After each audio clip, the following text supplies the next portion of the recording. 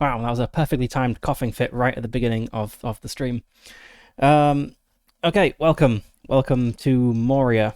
Um, I was trying to think of a good name for this. So we've got Morkin Monday, but One Ring Friday doesn't really roll off the tongue quite as well. There is a Lord of the Rings inspired game called Fellowship. If I were playing that, it could maybe be Fellowship Friday, but I didn't think that far ahead. Clearly, I'll just have to pick games based on what makes a good alliterative title. One Ring Wednesday would work, but I can't stream on Wednesdays, so we're stuck with One Ring Friday, possibly Moria Friday, which isn't really any better. Um, Frodo Friday would be another option, but Frodo isn't really featured in this, and I kind of want to use that to awkwardly segue into a little rambling about some pontificating about settings, if you will humour me just before the stream starts, and also show off the books of the One Ring because I didn't have the hand cam set up when I started this game. So they're very nice books, and I think it'd be nice to show them off. But yes, settings. I want to ramble a bit about what the One Ring does well and what it does less well in its setting, I think. And something, I guess I'll start with the less well, and then we can move on to what it does well, because I think it does some things very well that some settings do not. So what it does less well in Moria, at least, is let's just actually get the main book out the way to start with. What it does less well in Moria, I think, is something that's kind of come up on stream, which is that Moria kind of feels too empty. So we've got a nice map of Moria somewhere. Here we go. Just unfold this. Right, so we've got a nice big map of Moria, and we've got all of our special locations indicated with the little numbers here. So like here's 10, which is the King's Hall, I think. And it has all these points of interest, and it has this cool map. But something that's kind of become apparent during the campaign is that it doesn't really feel like we're exploring a big place. I don't know if this is just maybe me not getting on with point crawls, but Moria does feel very empty, I guess. We have these points of interest, but nothing really between them. We flip over to the journey rules, and you can see how nice the book is. It's very nice paper, very nice illustrations. But let's find the solo journey rules wherever those are.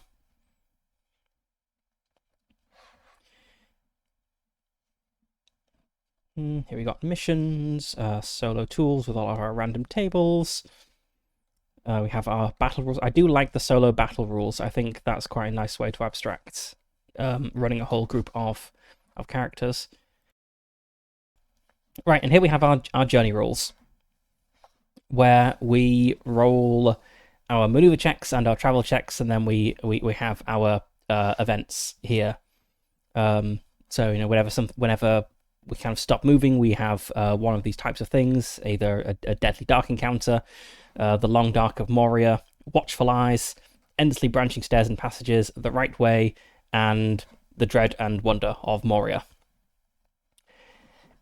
And I was rewatching the Lord of the Rings films, and I was thinking, like, why does Moria the game feel different to what they were doing in in Fellowship when they were traveling through Moria? And I think what it comes down to is, in the game, it's too empty. So if you think about when they were wandering through Moria in the films, I think we see a couple of nice moments. So they arrive at the chamber of Mazarbul, where they find the last stand of the dwarves, and they find Balin's tomb.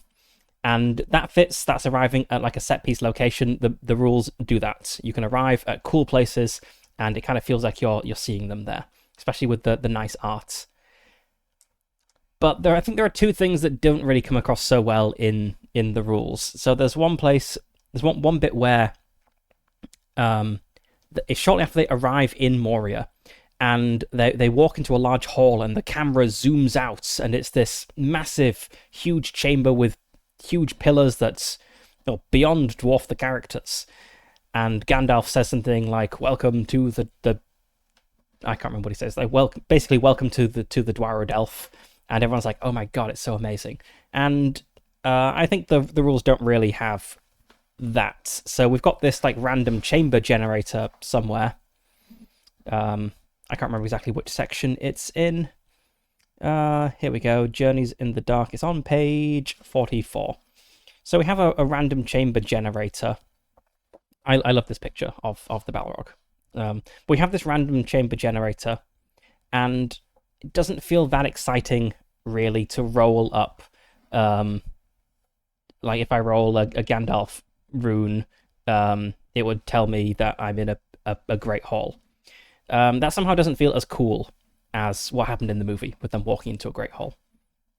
Another thing that these rules don't really do is, in the Chamber of Mazarbor, they alerted the goblins by Pippin, I'm going to say, knocking the dwarf skeleton down the well and making a really loud noise. And that's kind of modelled by the hunt threshold. But as we've seen in the campaign, the hunt threshold, it doesn't really... It's not really a problem in the solo rules. So we just flip back quickly over to the tabletop scene and look at my house rules. So this is something I tried to fix, right? The eye awareness, the hunt threshold thing, I found we weren't really hitting it, and so we weren't getting these cool moments of like thousands of orcs like pursuing us. And I kept trying to come up with a couple of house rules for this. One is that we don't reset it unless we have an extended rest. And if we have a dramatic encounter, we don't reset it again. We just kind of keep it rolling to have this like build up of tension. But what I found is the fact that we have so much fatigue in our journeys means that in practice, this first house rule doesn't change anything. We're still resetting the hunt threshold every time because every break is a long break. So Moria feels too empty in the solo rules, I think. But let's talk about what it does well, because I think it does do some things very well. And let's just put the Moria book aside and pick up some other books. I think mostly, let's look at these two supplements. So we've got Tales from the Lone Lands and Ruins of the Lost Realm. I can never remember which is which. They're both kind of collections of scenarios. One of them, they're kind of links together in a mini campaign, but not really. So this is Ruins of the Lost Realm. And the way they kind of structure scenarios in this system is they have what they call landmarks. It's just like a place where something is going on. They don't really do adventures as such, at least in any of the published One Ring materials so far. It's all just these landmarks, like places of interest. So we have several here of different sorts, and in Tales from the Lone Lands we have it's like 5 or 6 more. Yeah, so these ones are I guess kind of more adventures than landmarks. So they're very short adventures. So this Tales from the Lone Land, it gives us what is it? 1, 2, 3, 4, 5. We have 6 like kind of like small adventures, but they are mostly centered around a landmark, a location, which are kind of linked together in kind of like a little mini campaign, but not really. You can run them separately. I've run a few of these independently without thinking about the overall story. And a trap that a lot of published settings fall into, I think, is that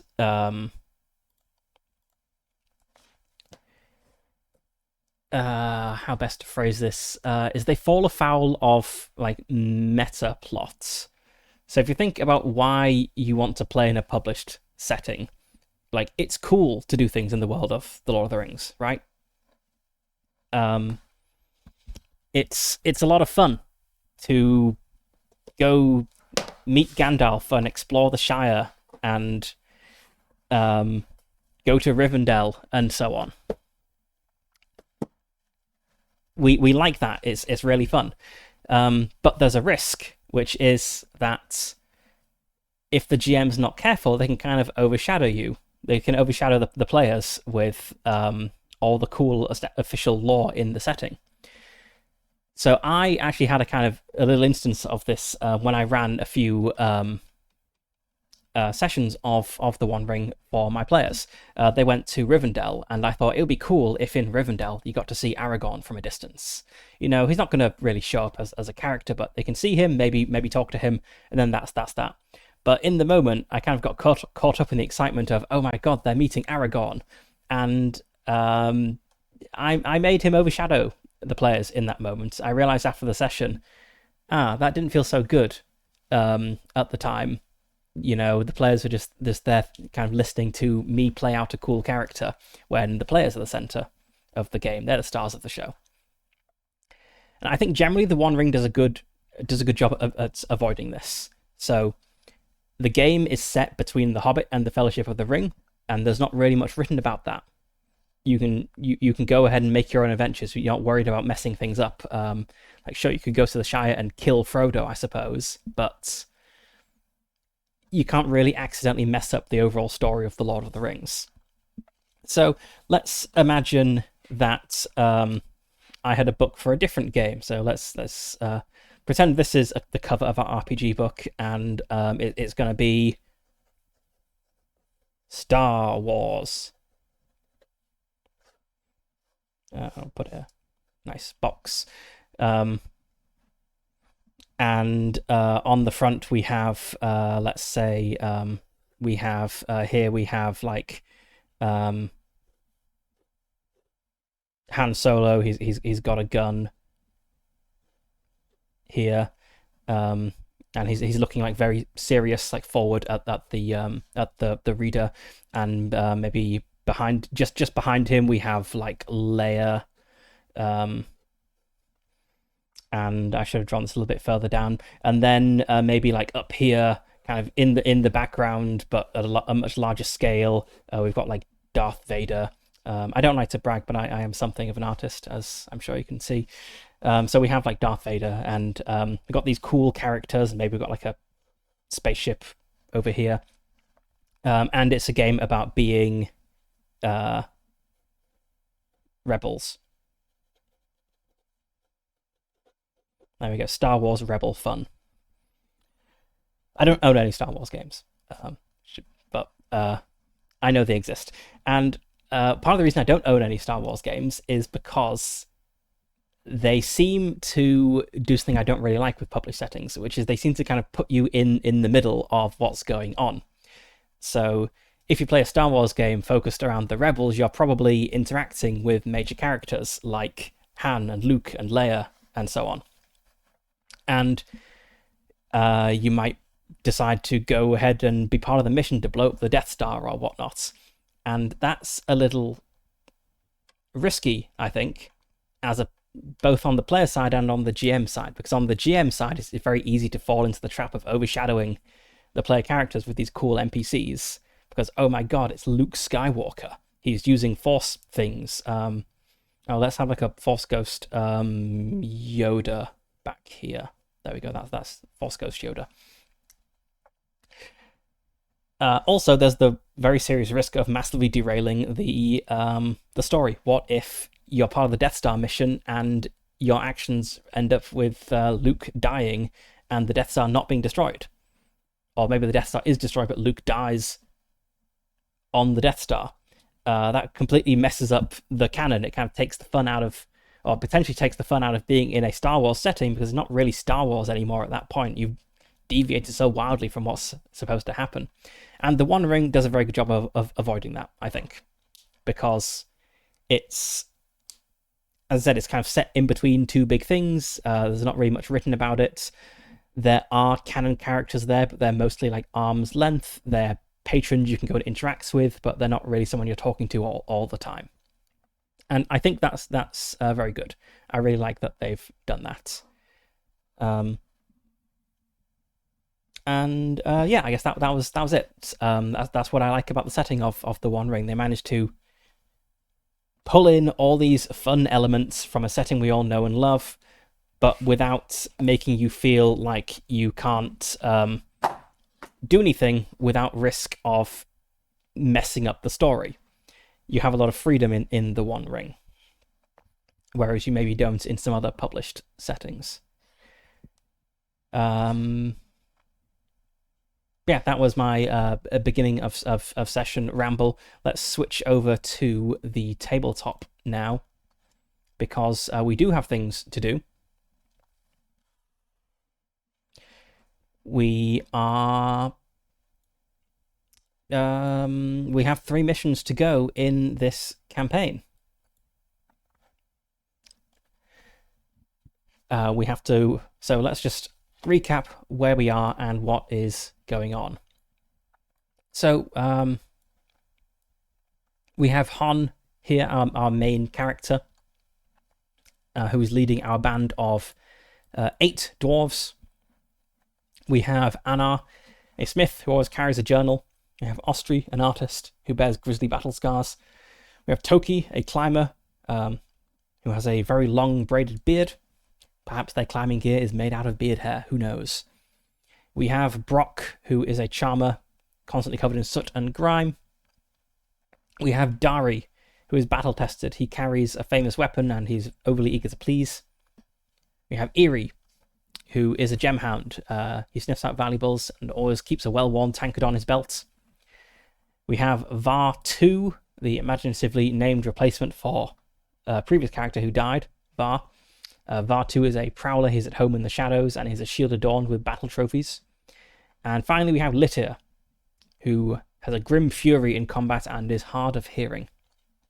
These are our doughty dwarves, and our mission is to explore Moria, recover kingly relics, things of cultural import, and just really recover these things, improve dwarfdom, I guess. That we are part of Balin's expedition to reclaim Moria, but we're only really playing the first bits of that. Oh, that reminds me of something I was going to bring up in my ramble at the beginning. So the problem with playing in a Star Wars setting, of course, is or a Star Wars setting that hews very close to the canon, as many of them seem to do, is you might, accidentally mess up the story. There is kind of a little bit of that in this game, because in Moria, we're part of Balin's expedition, and we know that that is doomed to fail. We know that it lasts 5 years, and then it is over. So the book even says, nothing we do can avoid this, which is kind of unsatisfying. We could have the most successful game, the most successful campaign possible, but things would inevitably and unavoidably decay. So that's a downside of settings that have established lore. I think just a downside of meta plot in general. It does invalidate player decisions. But we're kind of avoiding that here by only playing the beginning of the expedition. We're just really doing... how long have we been at this? Like a few months? Our adventures have all been on the order of like days, and our downtime has been like a week or two. So yeah, we're only really like a few months into this, and we're kind of getting towards the end, as our overall goal is to find and recover the Axe of Durin. Let's make that a bit more... let's put some nice sparkles around it. So that's our mission, to find and recover the Axe of Durin. And we've got a plan, and we only have 3 things left to do to achieve that plan. The characters don't really know about this plan. This is something that we know about at a meta level. Our characters think there's probably little hope of ever recovering the Axe of Durin, but fortunately for them, once they visit the Tomb of Durin the First, which will be our first task this session, one of them will have a prophetic vision, which will kind of lead them to finding the last redoubt, which is where the last king of Moria, if I can find it in the book, let's see, the last redoubt of the dwarves. This is where Nain the First the son of Durin the Sixth, died along with his bodyguards, and along with the keys to the armories of the Third Deep, which is where Durin's axe is held. That is there is a kind of another little complaint I have about Moria, which is, we've gone into this before, but it's actually very, very hard to find this place, the last redoubt of the dwarves. Your options are basically you find it accidentally, a ghost leads you there, or you have a vision. And we're going with the vision route, as I feel a ghost showing up and saying, hey, it's this way, is a little bit unsatisfying. But finding the tomb of the father of the dwarves, that's a suitably exciting thing to have a vision, I think. And I believe last time we did a fellowship phase. Yes, we did a fellowship phase. We found the location of did we find the location? Yes, we did. We found the location, the rough location of Durin's tomb. So we know that it is in the Great West Cave, somewhere over here. This is, if I recall, it is 40 miles from the entrance. And one of the things I don't want to happen this time is to have a 40-mile journey, which we do 2 miles at a time, and build up loads of fatigue, because that makes it very hard to actually do anything once we get there. So I think I'm going to forego the journey rules a lot in this session. I think rather than rolling to determine how far we get, I'm just going to roll 3d6, and that's how many miles we'll travel. And it is a journey of 40 miles, so that's probably going to be, 4 rolls with 3 interruptions before we get there. So let's have a look at our characters, and I believe everything got updated.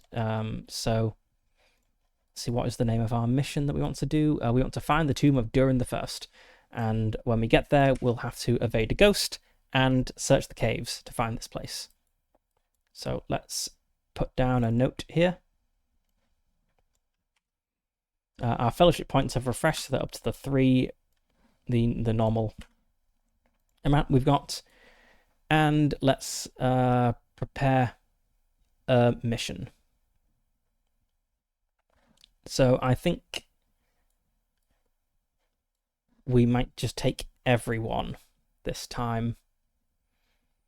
So if we take all 8 of us, that would be a medium band, as I'm pretty sure these numbers here are the number of allies. Yes, these numbers here, this 1 to 4 for a small band, 5 to 8 for a medium band, and 9 to 12 for a large band. These are the number of allies I'm taking with me, because there can actually be 13 dwarves on the mission, me plus 12 allies. So if I take all 8 allies I've got, that would still be a medium band, so we don't get a penalty to maneuver, which is quite nice.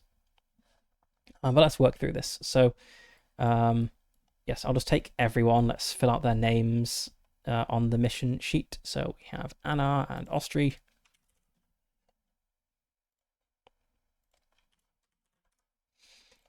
Then we have Toki and Brock.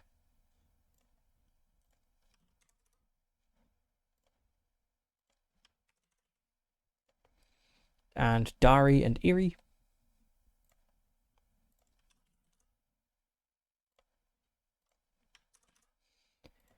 Finally, Vartu and Litir.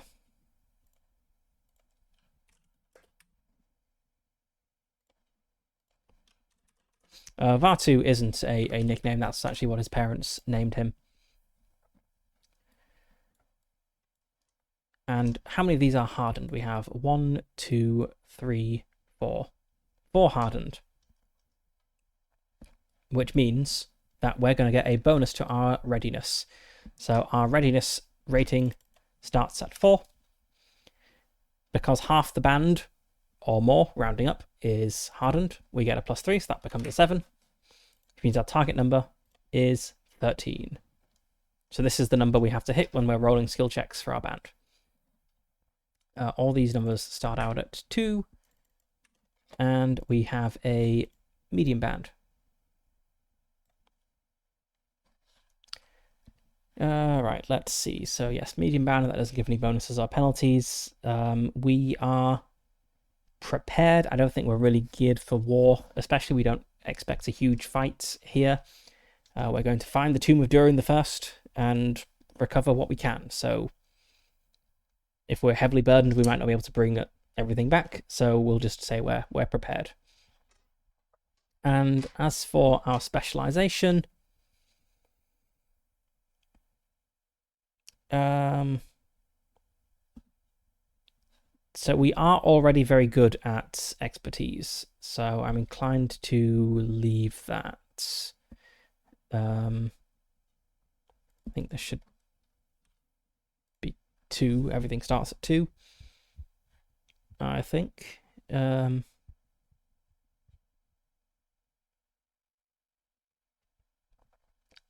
Yeah. Sentinels is pretty good. It's always used to be vigilant. So let's say we're going to be sentinels. So we have a bonus to vigilance. And then we have our starting eye awareness. This is resetting because we had an extended fellowship break. So we are a dwarf. I do not have Valor of 4, I'm pretty sure. No, it's only 2. I have a medium band, so now it's up to 3.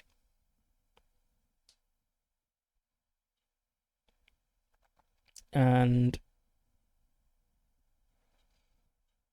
the previous mission, did that really affect the shadow? Let's have a look. What was our previous mission? We found and returned a missing expeditionary team. I wouldn't say that really had any impacts on anything. Here.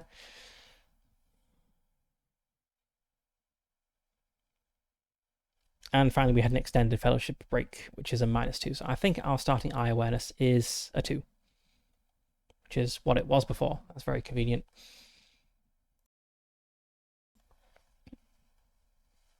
All right, and now we want to begin the mission. So we are heading off to the Great West Cave because we know that is roughly the location of, if I can find it, that is roughly the location of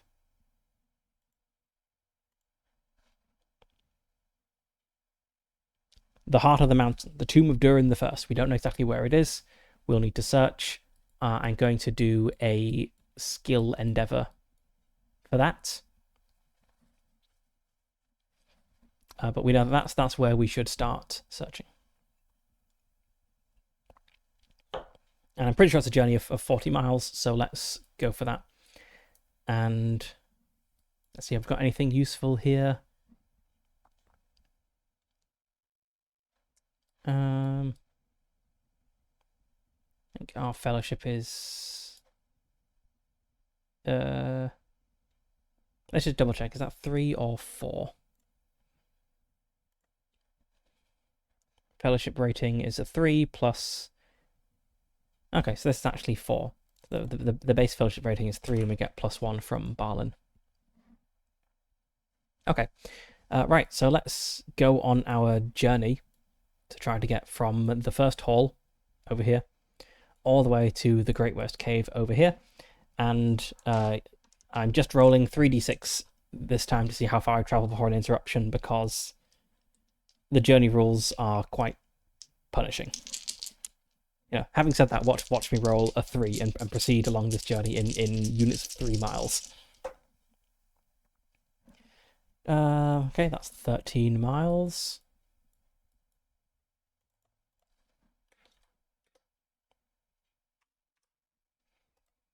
And let's find the journey rules to see what happens on this interruption.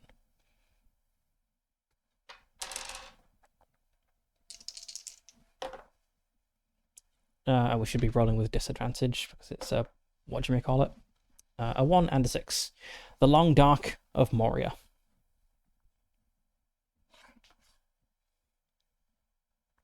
Strums in the deep. we hear the sound of orcs preparing to move. So if we've moved about 13 miles, where might we be? So probably like passing around here, perhaps. We know that there's loads of orcs just back in like the King's Hall area. That's where they have a big fighting pit. Maybe there are some prisoners being brought there or something, and we hear the sound of this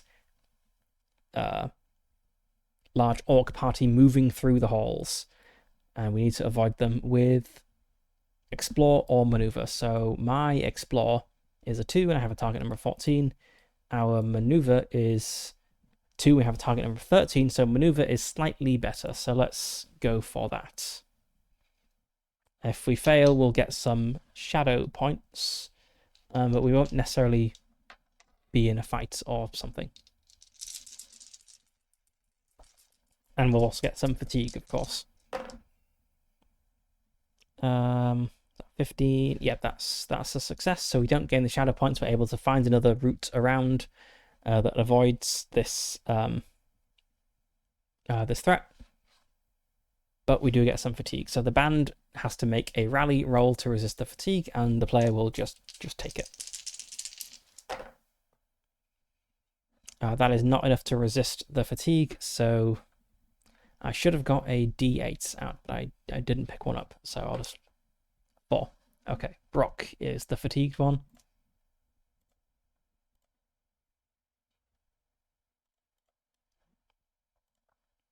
That's not super visible, perhaps. Let's put a black dot in. And I just take 2 fatigue, so I'm on 4. Alright, next leg of the journey, another 3d6 miles. So we have 27 to go. That's another 13 miles.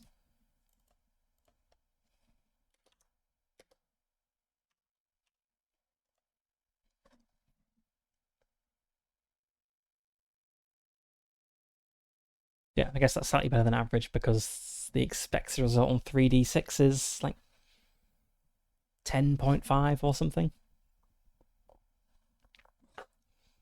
Alright, let's see what happens here.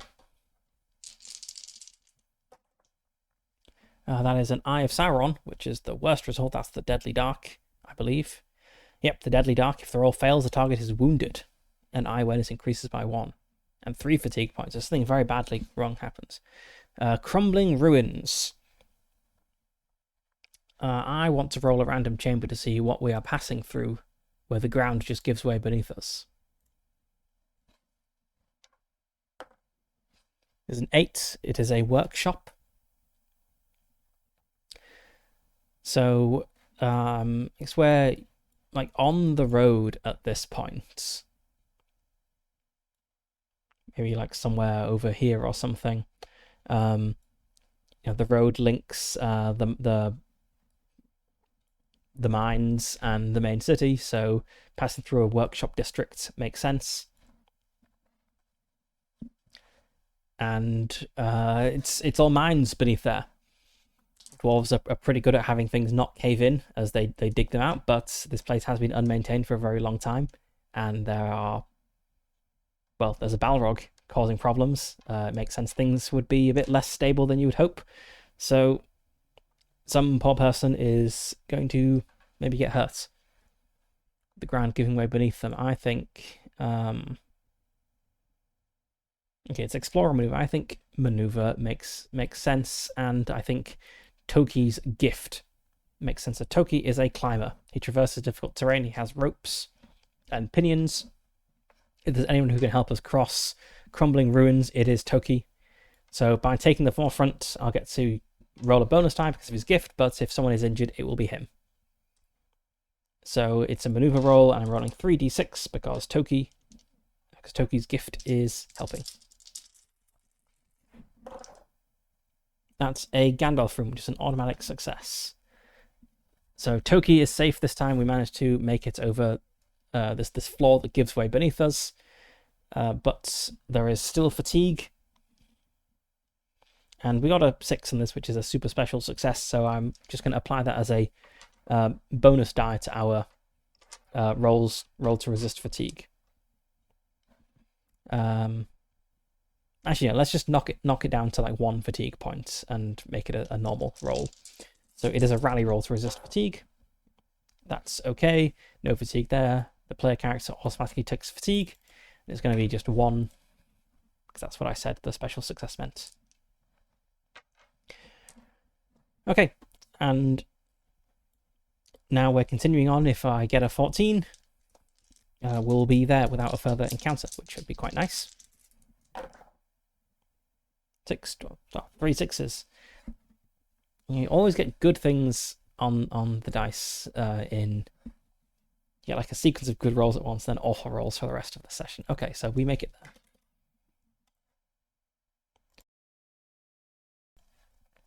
Let's get up the description of the Great West Cave. Oh,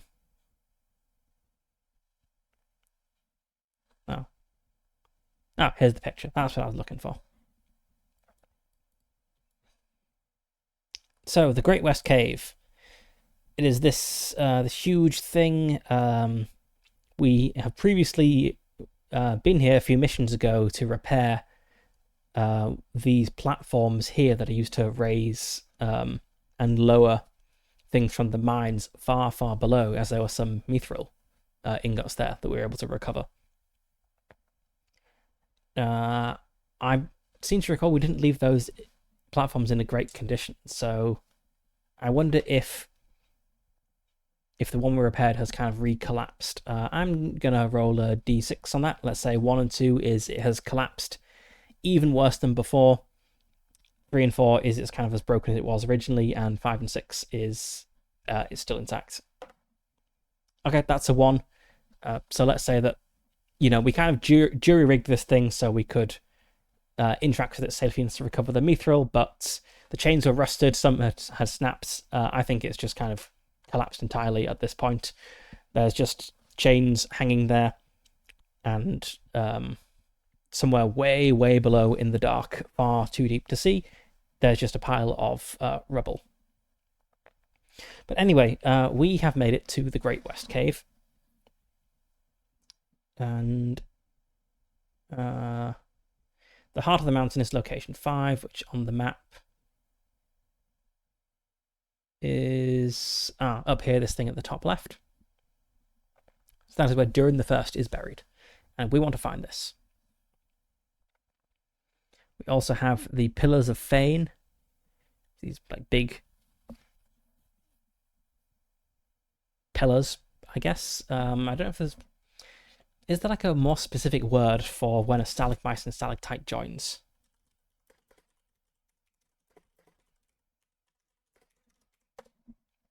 Is it just called a pillar? It is just called a pillar, yeah? Or maybe a stalagnate. Okay. Yeah, pillar, column, stalagnate. Yes, the stalagnates of Fane doesn't quite roll off the tongue as easily as the Pillars of Fane.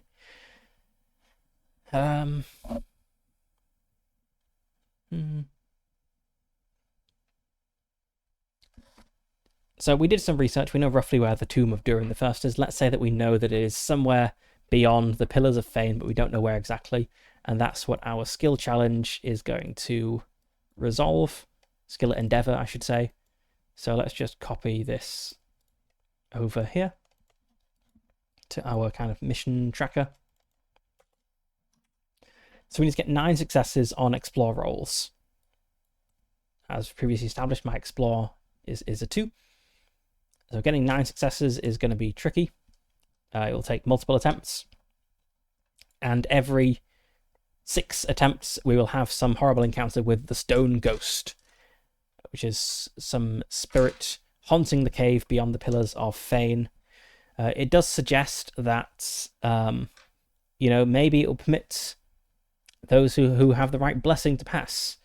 But it also says maybe it won't. I think it won't. I think this is a threat. I don't think it's going to like automatically find us. But I think there's a reasonable chance of it doing so. Let's see, what are its stats?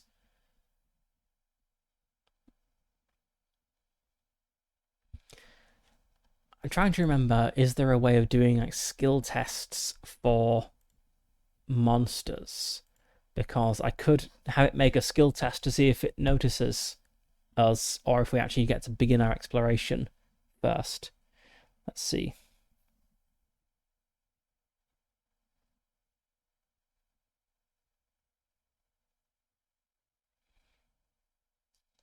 Okay, we have the attribute level. Is that it?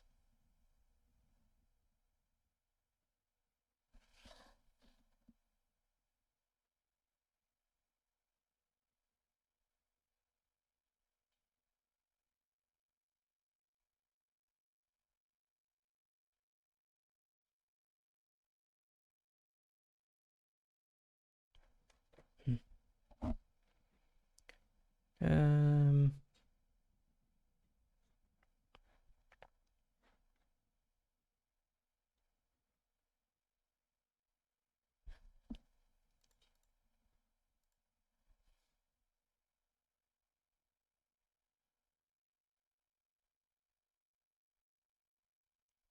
maybe there isn't a way to do skill rolls for enemies. In which case, I suppose I'll just give it a 50-50 chance. Well, okay, let's have a look at our stats.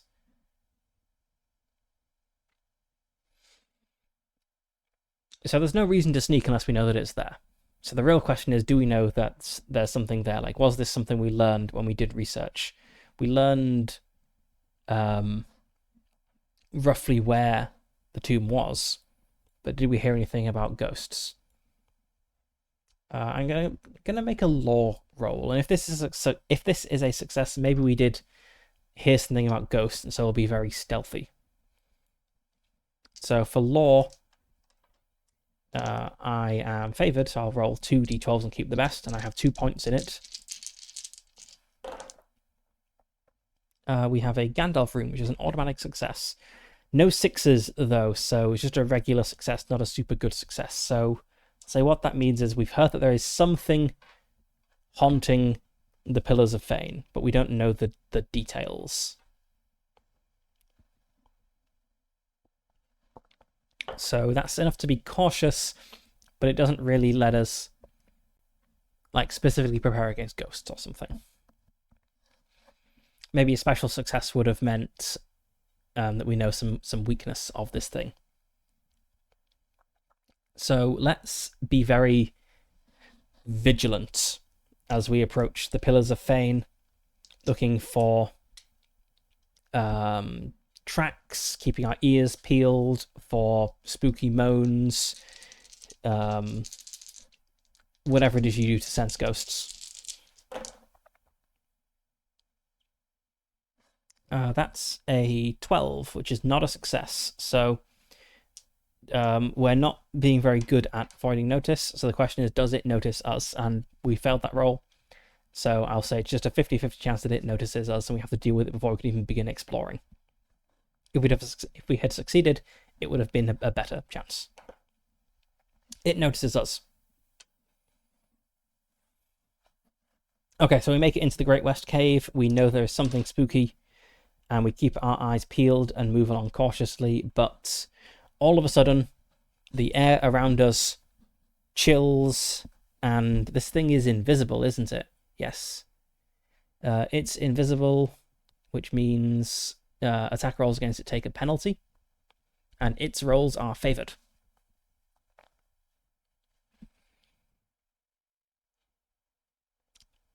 Yep.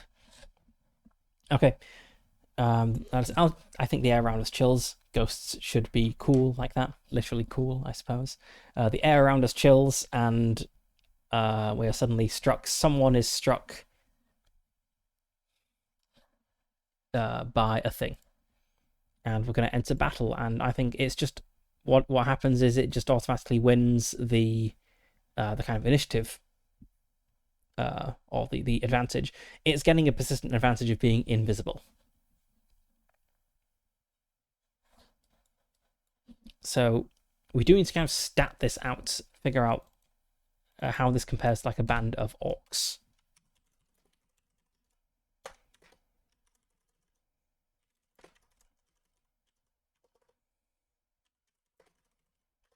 Persistent. Yeah, there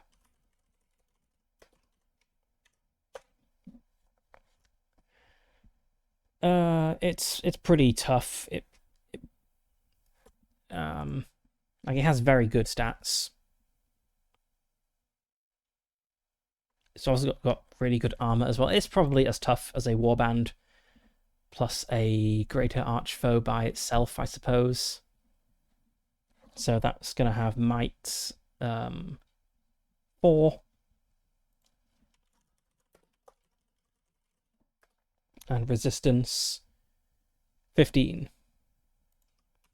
This is a formidable enemy, and realistically, I don't think there's a way you can fight an invisible ghost. All you can do is escape, right? I mean, if it's invisible, how do you even fight it? You're just waving your weapons around at that point. So I think we want to escape this ghost. That's going to be our objective, not to defeat it. Also, it's a ghost. Can you kill a ghost? I don't think so. So our objective is to escape, and I think this is going to be tough because, again, it's a ghost. So that's probably a laborious task just by itself. Escape the ghost. So yeah, that's what we're going to go for. Just have a look.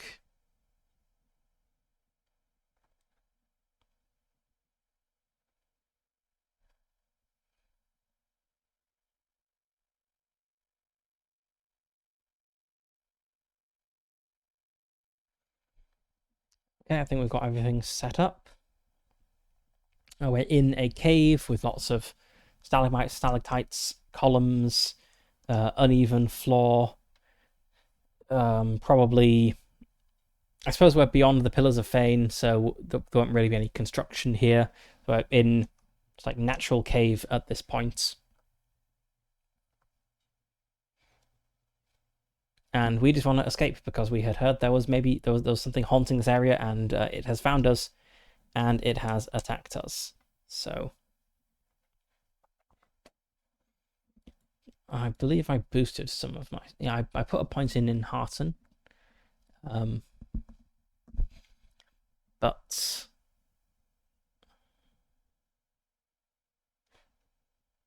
I'm not very good at enheartening people.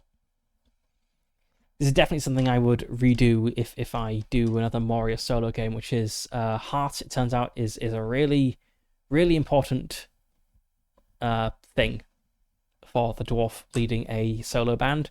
Really, this should have been my best stat, not strength and wits. Like, sure, it's nice having good strength, it helps with weapons, and it's nice having good wits.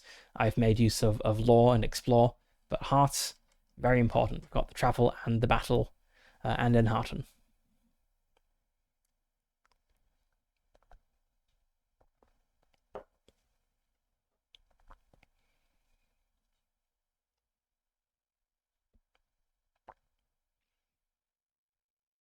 Okay, so if this thing has might 4, that means my target number for Heart would be 21.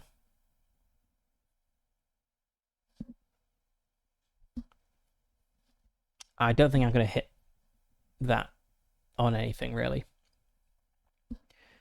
I could fight.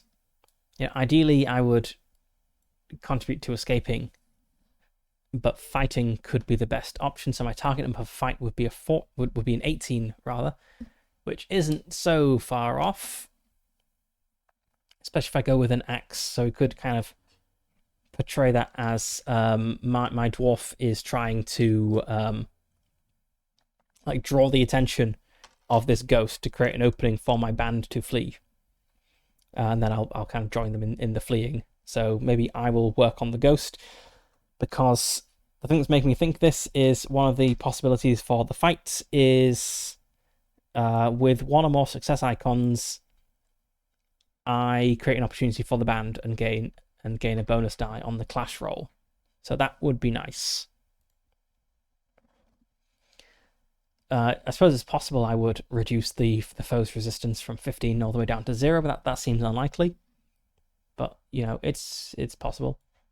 I'm going to fight, I think, and I'm gonna put a point of fellowship into this, so I get to roll with advantage. Not advantage, inspiration, whatever it's called. So I'm rolling 2d12. I've got 3 points in axes.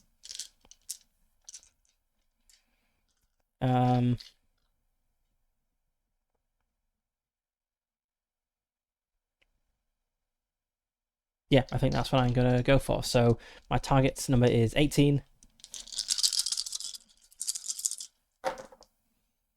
Okay. Yep, that's a 12. That is not enough. So I roll. Also, I should have rolled one fewer die because we have the persistent disadvantages. That just applies to clash rolls, I think. Yes. Okay. So I rolled the correct thing. The clash roll will lose a die though, and I'm taking some damage. I'm taking 6 points of damage.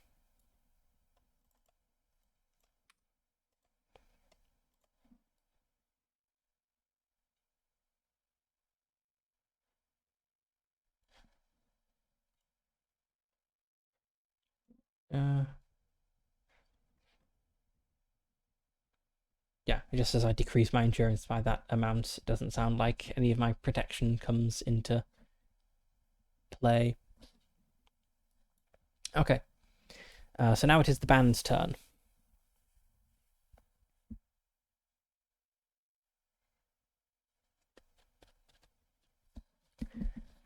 And there's 2 options we could go for here that really make most sense. So there's guarded, in which case the clash roll is favored, but we don't get to spend additional successes on anything.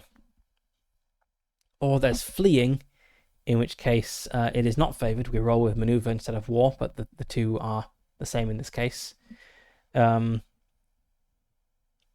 we can apply any extra successes we get towards fleeing.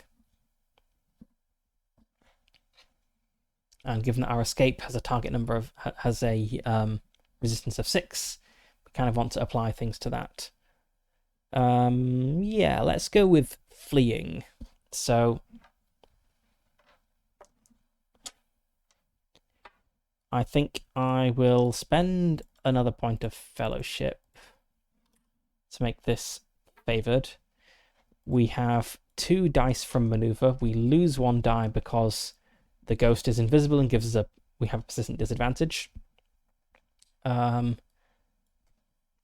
think we have a bunch of fighty people. Let's say that Litter is taking the lead this time, so I'm going to get a die from Litter. I'm going to spend a point of hope to get another die.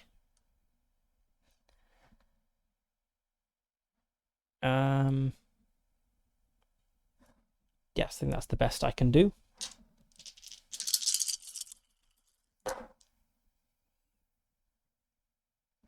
Okay, success but no 6s, which is a shame because it means we just apply 1 point to this.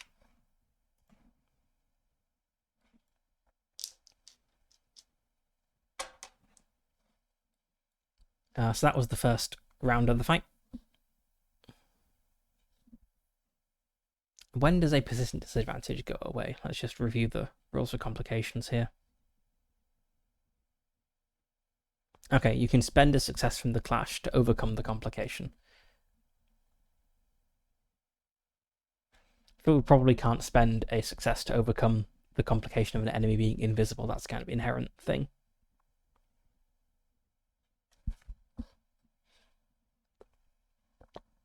Okay, so we're back around to the beginning of our clash. And, okay, fighting it, wasn't great because it hurt us, and I don't want to be killed by a ghost.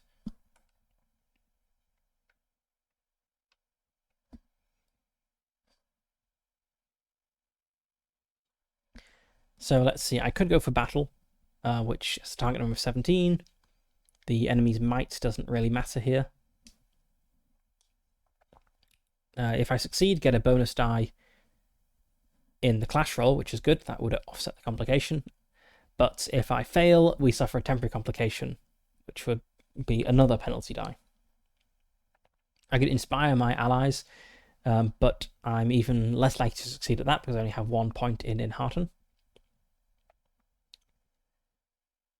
If the roll fails, I gain a shadow point. That's not so bad, actually, gaining a shadow point. Maybe that's the better option. I feel a shadow point is much less bad than a temporary complication.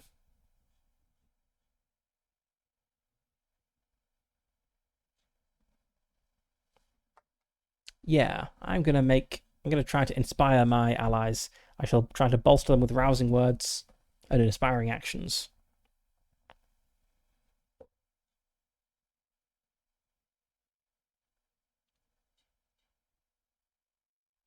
And if successful, the band is inspired into the next failed clash roll. So that could last for multiple rounds, which would be nice. Okay. I'd enhearten them, so I have to roll a 17. Nope. So there's a shadow point there. I just have to roll to resist the shadow for... No, we just gain a shadow point, so I think we just get it. Should have spent a point of hope on that to get another die. Oh well. Okay, right. Band's turn again. Fleeing, I think. So just do the same thing as last time. Spend a point of fellowship and get a point of hope and get some bonus dice. And just hope for multiple successes. Right, let's see. So our target number is 18. Yep, that is 18, or more than 18. That is, we don't have any sixes though, so it's just the 1 point towards our objective. All we need to do, I guess, is keep this up for 4 more rounds, but it's a bit tough.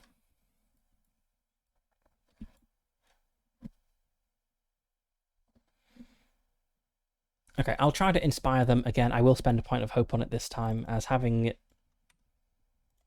not needing to like burn through fellowship points would be good.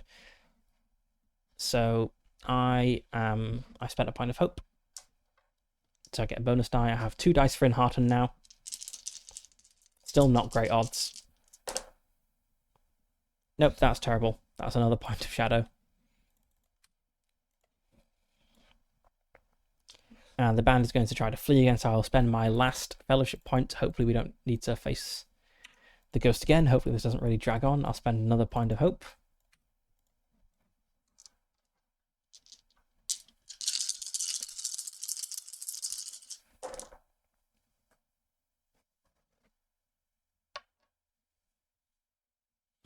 Yep, that's a success, and we have a 6, so I think the best option is spending it on escape, but let's just have a look at the options.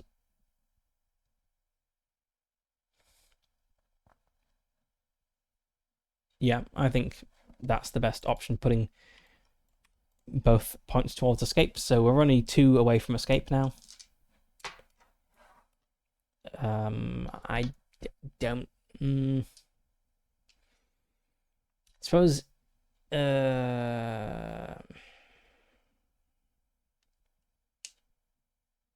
why not? I'll try to command my guys. So I'll make a battle roll.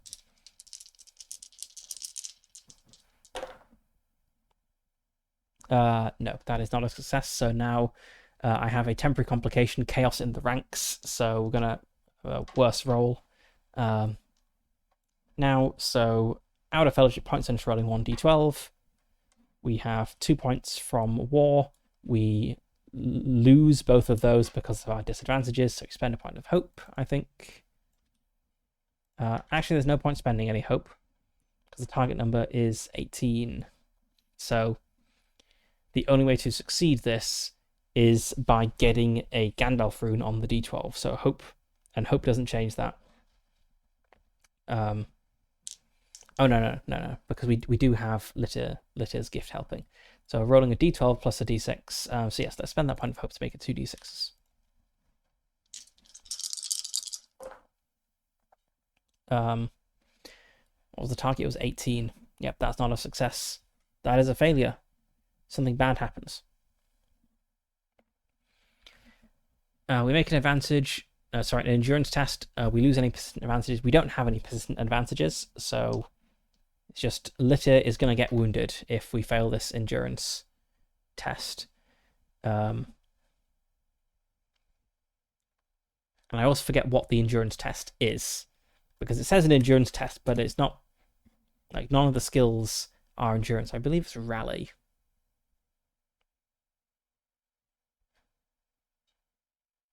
Yes, it's rally, and we apply the enemy's might as a modifier. So it's a rally test with a target of 18.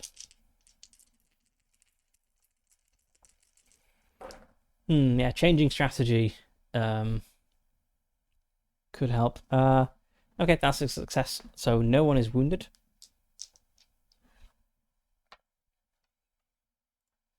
So we're back to fighting, and I'll try fighting it.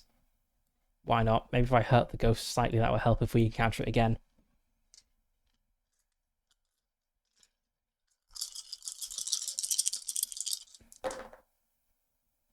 That's a success with a 6, so I hurt the ghost. So I reduce its resistance by 1 point.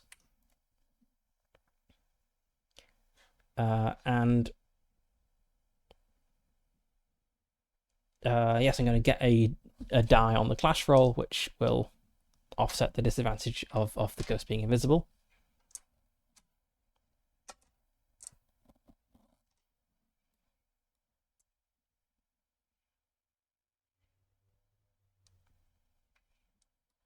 So I think I'll spend a yeah, let's spend a point of hope to get another die.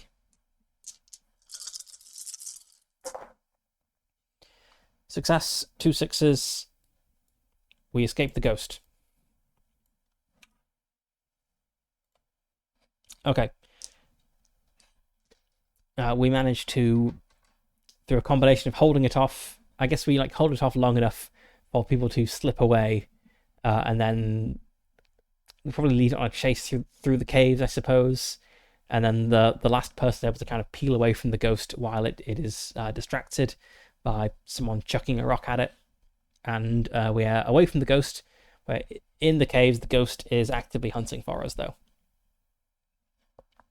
And this is what the time limit on our explore endeavor means.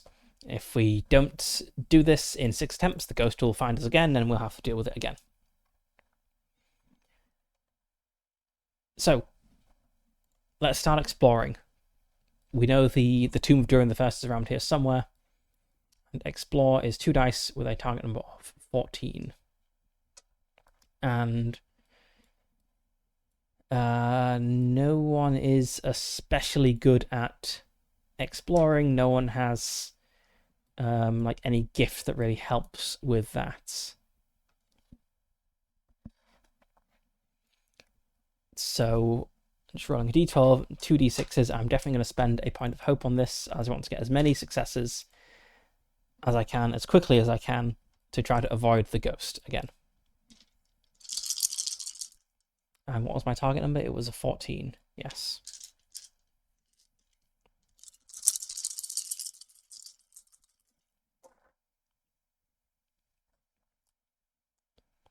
So that is a success, but no 6s on the d6s, so it is only 1 success.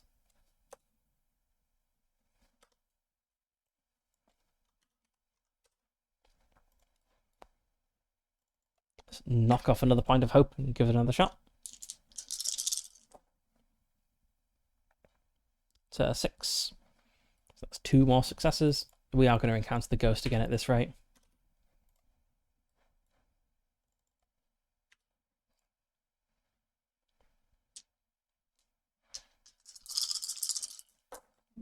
I guess each of these rolls represents like hours of wandering the caves, trying to find.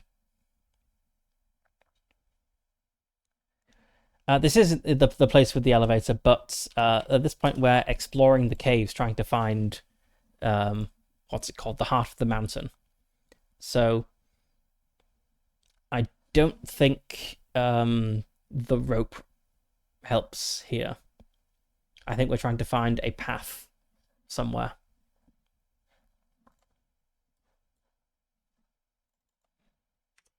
But we might actually make it before the ghost. We only need 4 more successes.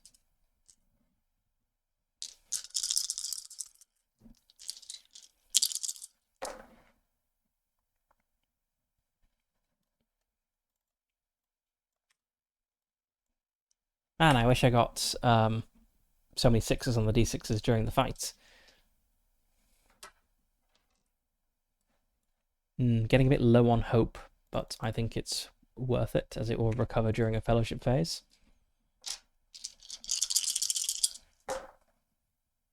Uh-oh, that's an Eye of Sauron.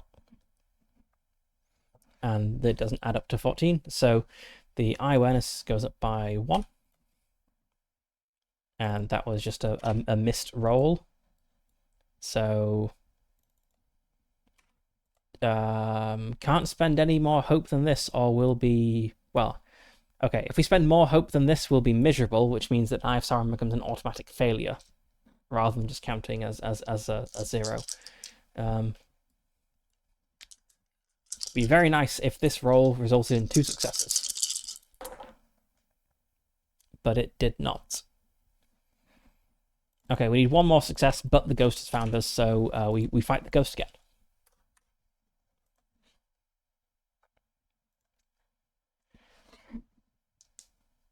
All right, I think it kind of the same as before, really. The ghost is still invisible.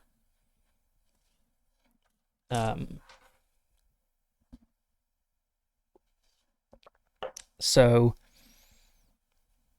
I think I'm going to focus on fighting the ghost this time, because that's my best chance of success. And the band is going to focus on fleeing, I think. So I shall heft my axe and charge into an apparently empty patch of cave. Maybe it's slightly colder than the surrounding cave. I presume I feel something when I swing my axe, otherwise, if it was totally intangible, how would it even hurt us? Alright.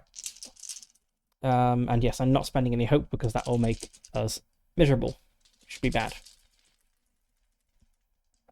So target number of 19.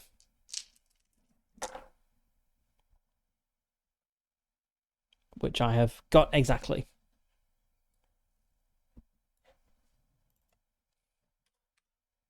So whittling down the ghost. So the success icons are going to get a bonus on the clash roll, which will offset the disadvantage of it being invisible. And we'll have Litir just kind of remain at the front, so I'm going to keep getting a bonus die from him, but he is going to be the one who takes an injury if it fails and a wound is taken.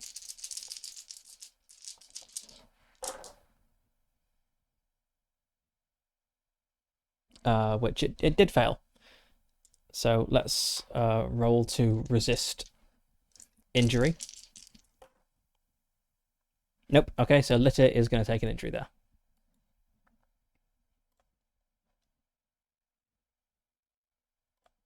It starts off as a fleeting injury, but will get worse. I shall try to fight the ghost again.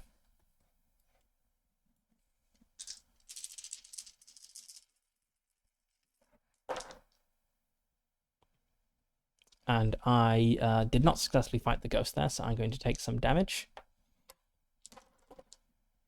4 points.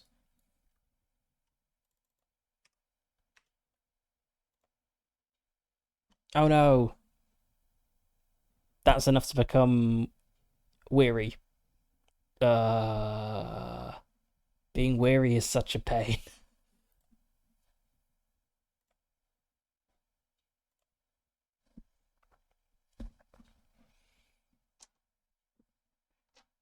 Okay. I'm gonna deal with being miserable, I think. I'm gonna spend some hope.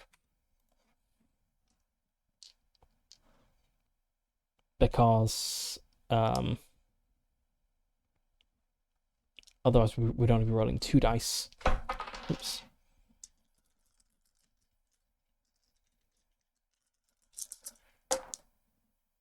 That's an Eye of Sauron, which is a fail because we're now miserable.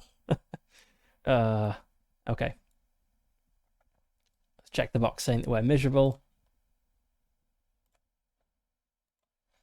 In fact, this is the worst possible failure because it's a failure with an eye. That may have been a mistake, spending some hope there. We face a setback, so not only do I have to make the endurance test, something bad might happen, and Litter was still taking the lead, I was still using his gift. But that's a success resisting injury, but let's see what happens as our setback. 10. An archfoe appears. The ghost is already an archfoe, I think. If already present, they rampage through your band and you lose 2 dice on the next clash roll. Yes, does seem like a recipe for Sauron's success.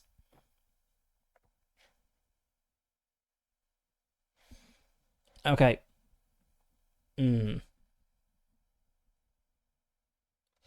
So being weary is really tough.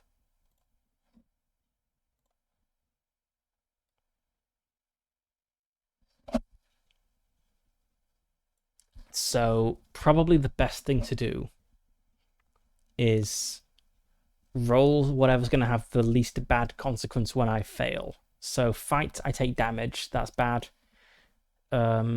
Command, if I fail, that gives the band a complication. That's bad. Inspire, if I fail, I just take a shadow point, which is not so bad. The shadow points can get up to 17 before we have a bout of madness, and if this fight goes on for 14 rounds, I'm pretty sure we'll be dead. So probably Inspire is the least bad option here. Which means I'm rolling and hearten. Yeah, that's a complete, utter failure, so that's a shadow point.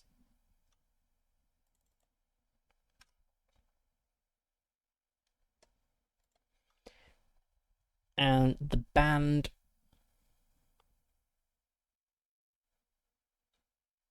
I guess the band is focusing on...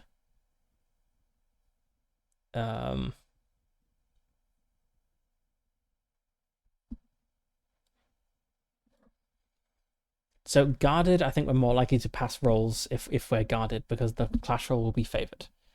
So I'll roll 2d12s. But if we get any extra successes, we can't spend them, so it would take 6 rounds to escape if we're guarded.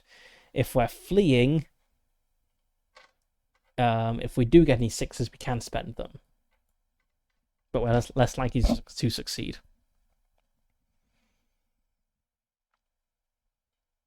It's probably like 6 of one, half a dozen of the other. Let's try being guarded, I guess. Because fleeing potentially giving more successes, that's not that useful if we're less likely to succeed. So yes, let's be guarded. So the roll is going to be favored. We had a penalty, which means we lose 2 dice. So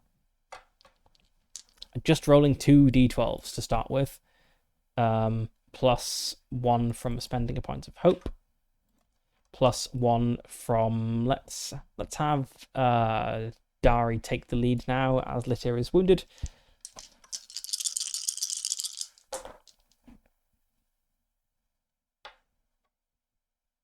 That is an 18, which is a success. We can't spend this 6 because we're guarded, so this just reduces to 5 rather than to 4.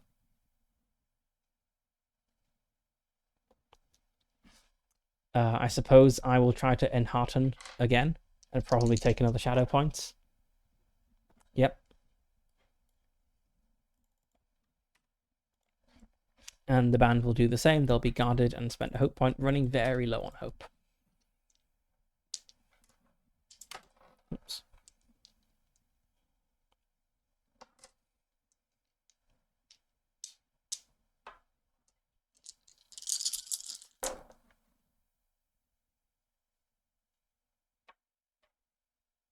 That's not a success. So need to make a rally roll to see if Dari gets wounded.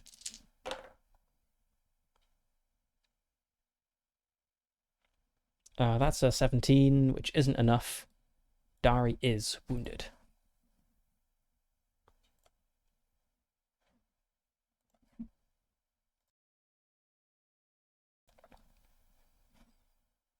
Okay. I will try to enhearten again. That's a success. Nice. What does that actually do? The band is inspired. And I didn't get any 6s, which means that's all that happens, but that's still pretty good, the band being inspired. So now I can go for fleeing.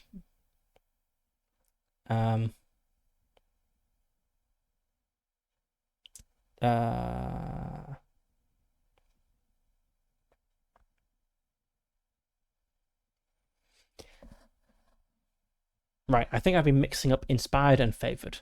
A slight annoyance with the One Ring is it has lots of different rules that have very similar names.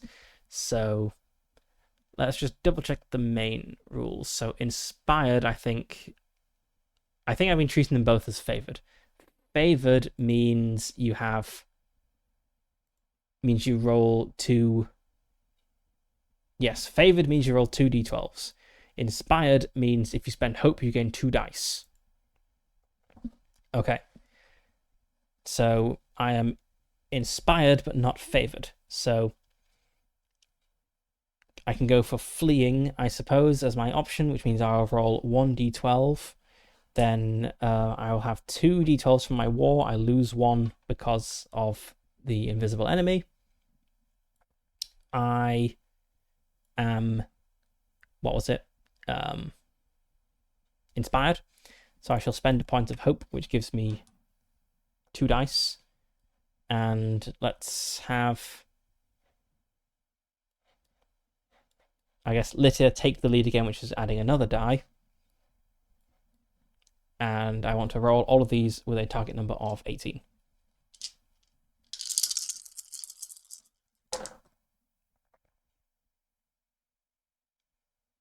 Nope, that is 16, which is not 18.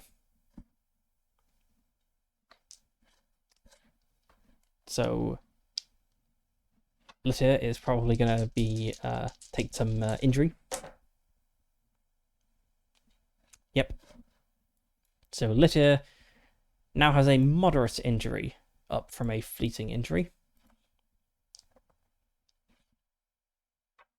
I suppose I'll try attacking the ghost. Why not? All options are equally bad at this point. So I'll make an axes roll against a target number of 19, despite being weary and miserable. Yeah, no, that's a complete failure. So I take 9 points of damage. We may be killed by a ghost on the doorstep of Durin's tomb.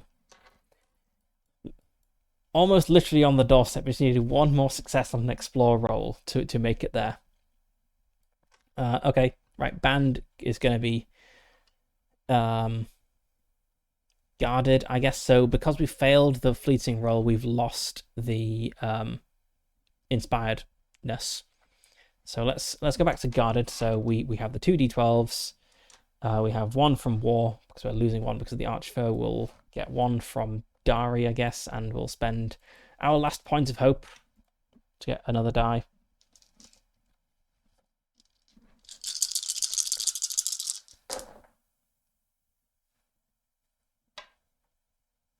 That's a success.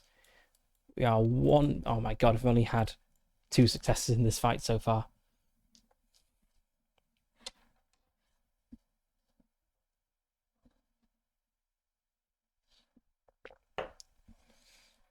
All right, okay.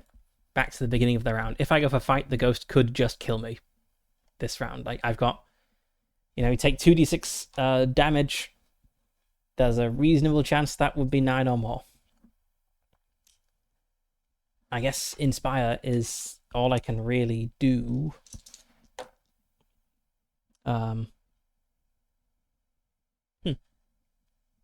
That's not a success. That's a 15. I needed a 17. Okay. So that's a point of shadow.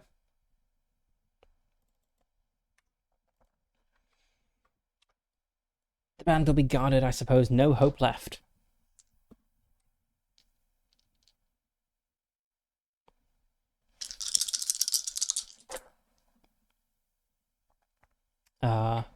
Failure.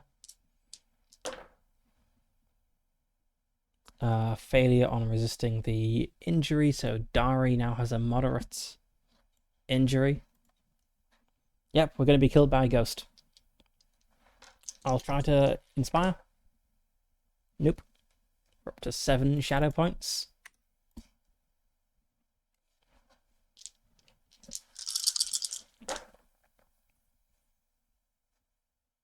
We've got to have we have a success here.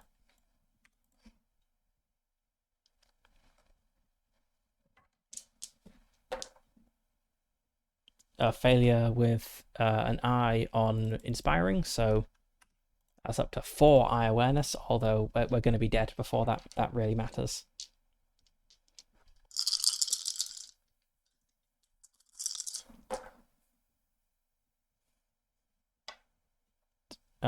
Yep, that's a failure on the clash roll, so I've kind of been alternating these. I guess it's Litter now who's defending.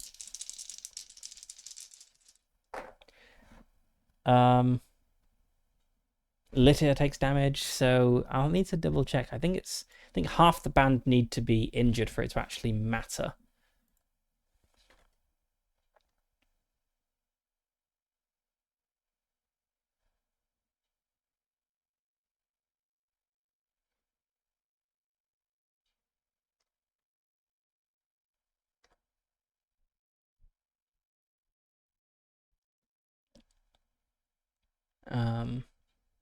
Yeah.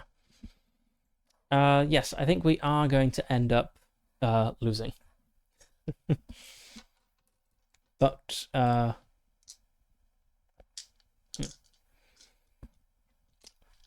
okay, I don't just want the ghost to, slowly kill us all out to go with a blaze of glory. I'm going to try fighting the ghost, possibly for the last time.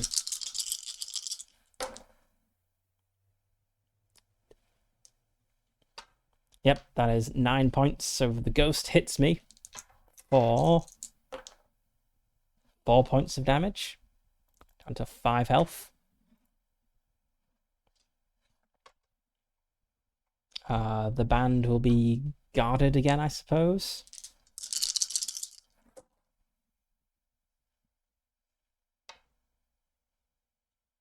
That's a success. We just need 2 more successes to escape the ghost. I will try attacking it again. Nope. That's 6 points of damage.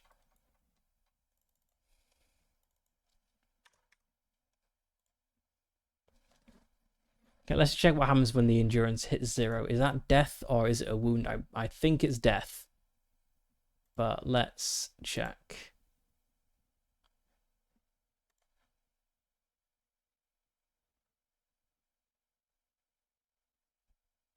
I'm pretty sure it's death.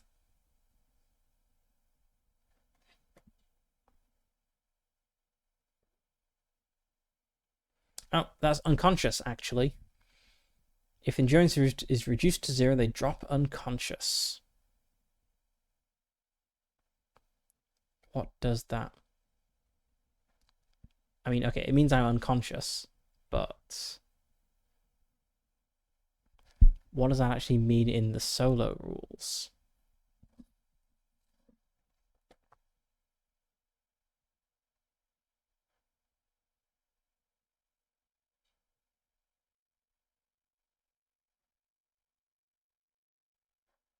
Just search the whole solo chapter for unconscious.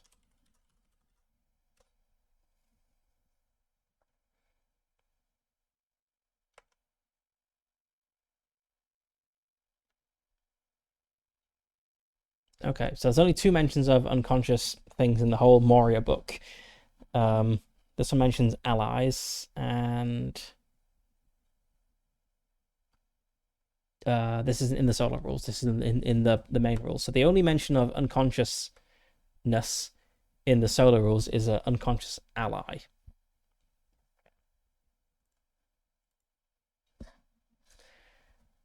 I guess the battle could continue then, and they have to like drag my body off and try to perform first aid.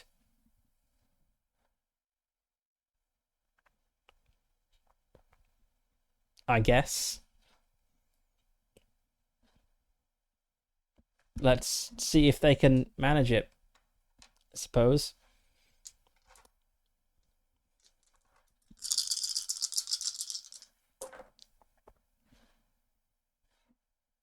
Um, nope, that's a failure. So Dari is resisting injury.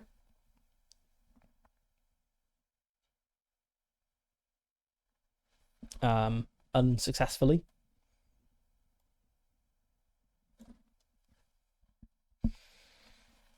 I feel like this probably should be game over. Let's just have a look at what.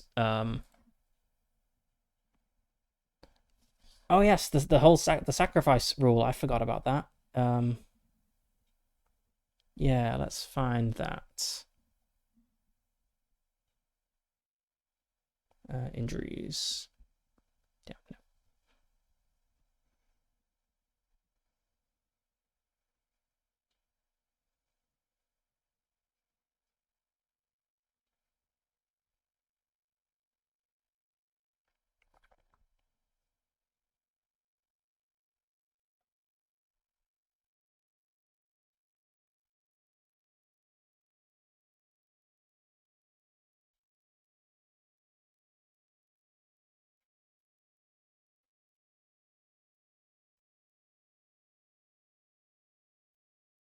Yes, there was something somewhere. I did forget about VAR, even though I have a character called VAR 2.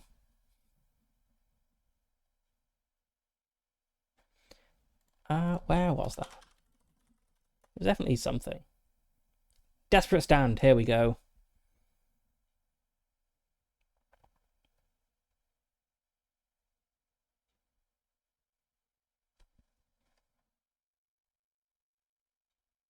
Okay, it's not really in the combat rules, but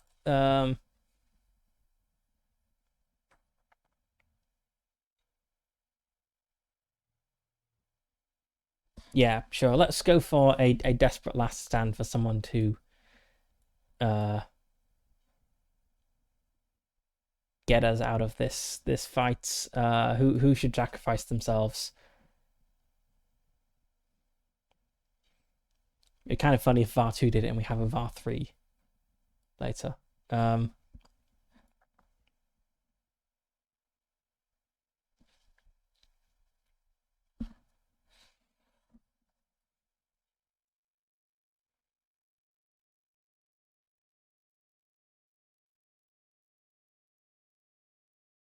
Okay, I think what I'm going to do is I'm going to continue with uh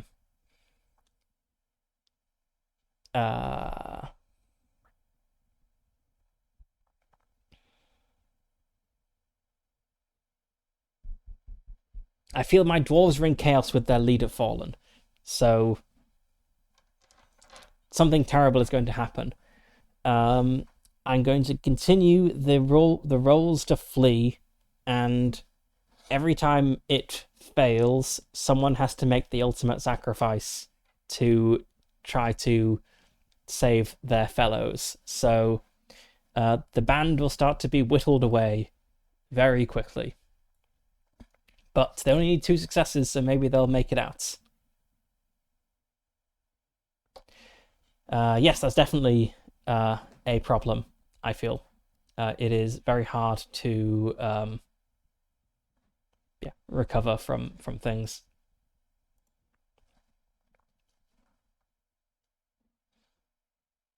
Oops, I've knocked my dice tray. Let's put that back. There we go. Okay, right, so.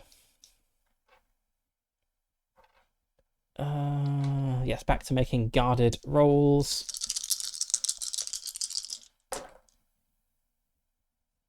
That's a failure. Someone needs to try again.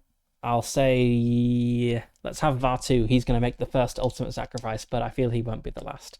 Vartu steps to the forefront, attempting to make a war roll. So the band kind of forms a defensive line, trying to fall back, but the ghost is undeterred. It swoops in, and Vartu steps into its path.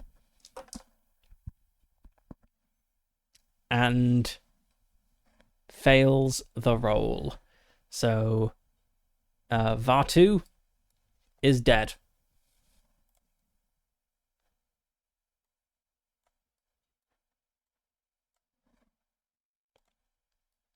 Next round.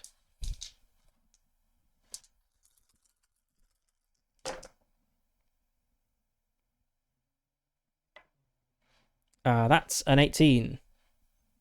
That's what we need to succeed. We get one success there. One more success. And then we'll be out of the fight. Next round.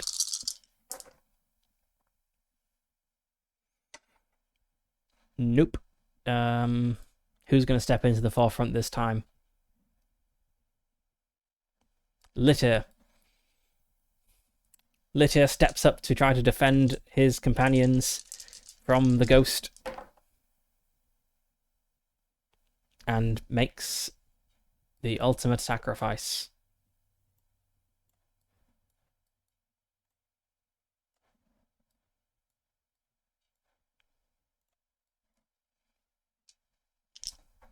Next round. It's another failure. Who steps to the forefront this time? Dari, he's battle tested. He's overly eager to please. He probably should have been the first one, actually. Nope. Dari is dead.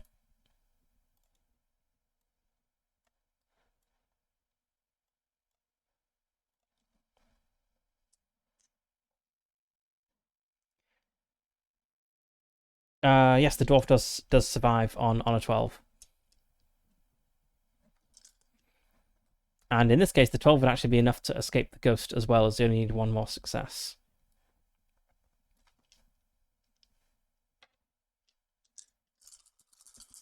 Next round, next guarded roll. That's a 16, which is good, but not good enough. Let's pick a new sacrificial lamb. I guess let's just keep working our way up from the bottom. Next is Eerie.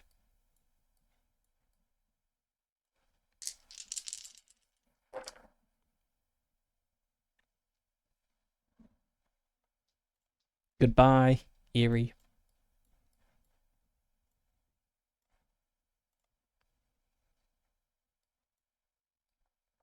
We've lost our fighter dwarves now. I should maybe have saved one of those because now we don't have a gift helping our rolls, so we're only rolling 1d6 on these war checks to hit a target of 18. Nope. Who is next? Brock, I suppose. That's a Gandalf rune. Brock succeeded. And it was a success. So we escape. So at the cost of Hon falling unconscious and the lives of Dari, Iri, Vartu, and Litter, we make it away from the ghost. Oh, that was a disaster. Also, I can't believe there's no mention in the solo rules. What happens if the player character goes unconscious? That seems a pretty big omission. Anyway, we've made it away from the ghost. So someone needs to make a first aid roll to, I guess that would be an expertise roll to like slap Hon awake. We have no hope left. So I guess it's an expertise roll.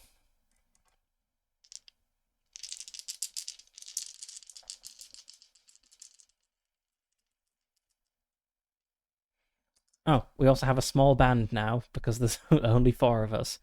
Let's just check what I think a small band adjusts the skills. Let's have a look. Small band, -1 war, +1 maneuver.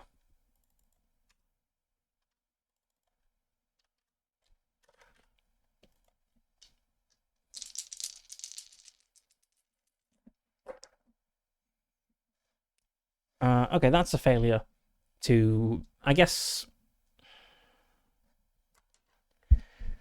that just means it's going to take some time to wake up Hon. Like they fail to wake up Hon.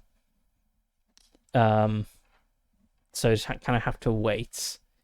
In which case, I'll just say our time limit for the ghost is down to 3, not 6. So Hon wakes up. I think we get some shadow points for having 4 dwarves die.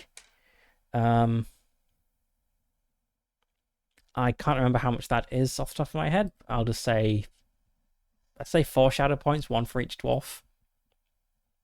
So I need to make a Valor roll, I believe, to resist these shadow points.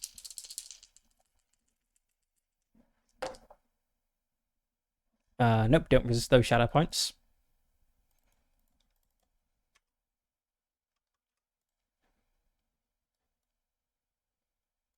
I suppose I'm like back up with 1 endurance now.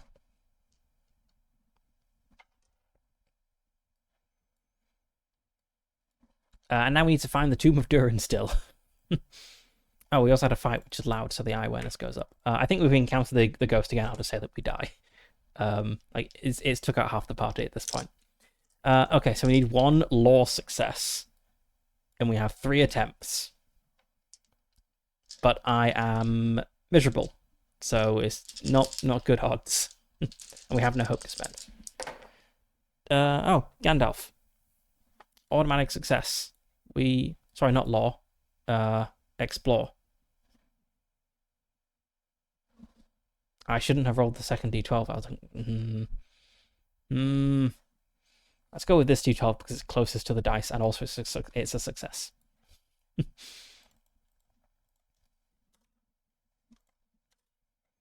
Okay, we have made our way to the heart of the mountain. It only cost all of our hope, all of our fellowship, and 4 of our companions. Here, hidden among the rocks, is a narrow path known only to a handful of dwarves. It leads to a secret cave, and there lies a rough-hewn coffin of stone, and on the lid of that coffin these runes appear.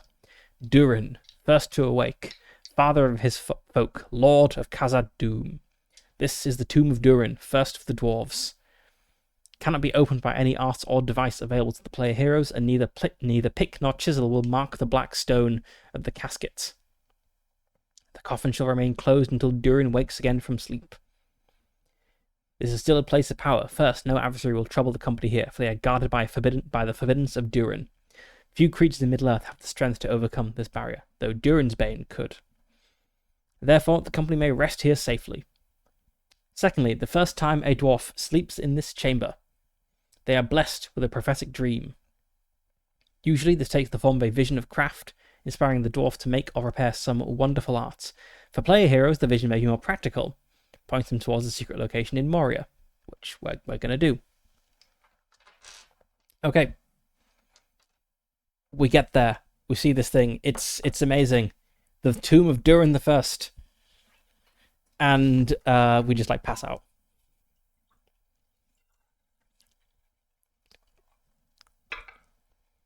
That was a harrowing journey. Okay. I feel we didn't really like bring enough food to rest here long term, so we can't have like a fellowship phase to recover fully.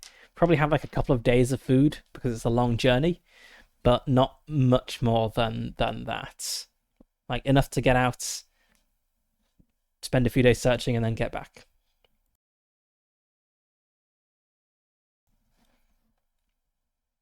So, actually, we don't even recover endurance resting out in the wild. You have to be at a place of. No, this isn't out in the wild though. So I guess we can rest for like 2 days here. Which let's have a look at what it's like a 2 day rest is kind of equivalent to a brief fellowship phase, but we're out, so we can't perform any undertakings or anything, but we can recover a little bit. Yeah, I'm gonna say we take a brief fellowship phase here. So we're going to recover a few hope points. We're going to get 2 hope points back. We're going to remove some shadow points. Maybe. Let's have a look at what the suggested ones for that. Yeah, we've not interfered with the return of the shadow at all. In fact, the shadow is close to returning, if anything, as some dwarves who are fighting it are gone. So no shadow recovery. I recover my endurance. Ugh.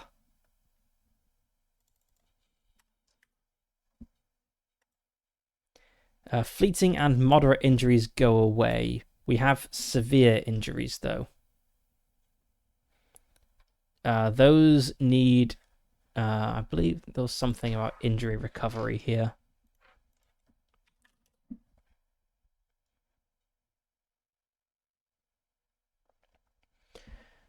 Okay, severe injuries can improve with successful first aid. Let's see, first aid. I guess that's healing. I'm more likely to hurt them than I am to help them. Sorry, guys, you have to wait until we have an extended fellowship phase. We clear fatigued and faltering conditions. Oh, actually, sorry, our injured guys are dead, so it's fine. Their injuries aren't troubling them anymore.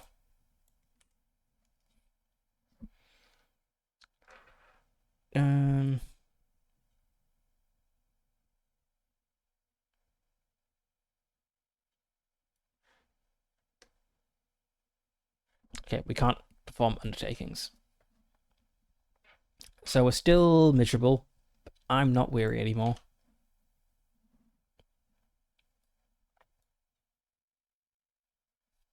And I guess after the first nights of just sleeping in this cave that feels very calm and safe, trying to recover from the horrors of the journey, I wake up having had an incredibly vivid dream showing me this place, the last redoubts of the dwarves.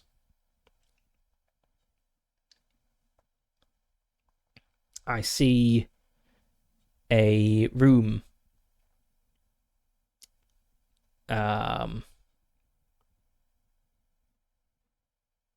Yes, I see a grand hall with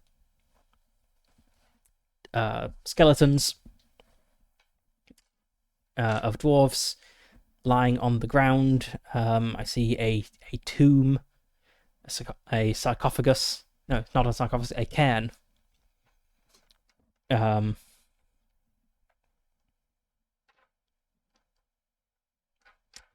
With, I guess, the crown of Moria atop it. And I just know this is what I'm looking for. In fact, we had a previous vision. We had a vision of Durin in when we're in the King's Hall, we had a vision of the Balrog entering the King's Hall and melting everyone. And in that vision, we very clearly saw Durin the Sixth hand the keys over to us and say, "Bring these to the next king." And so I think when we have this vision of the last redoubt and we see the cairn of stones with a crown atop it and a ring of keys, we recognize the ring of keys from our previous vision. And we know that this is what we've been looking for. So, mission success, I guess. I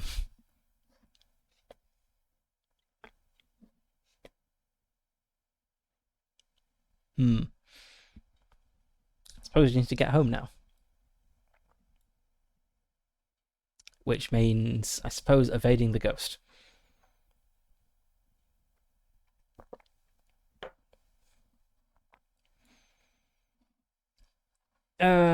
Let's just make a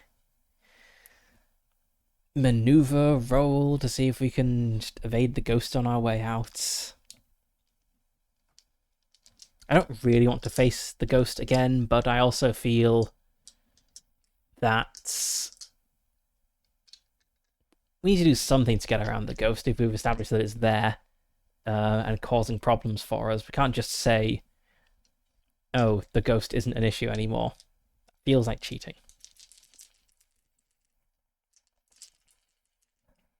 I suppose I'll spend a point of hope on this now that we have some hope back.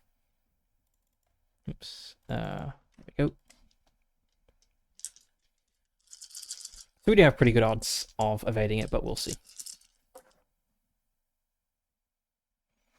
Yep, that is more than 13. So we're able to creep out without encountering the ghost.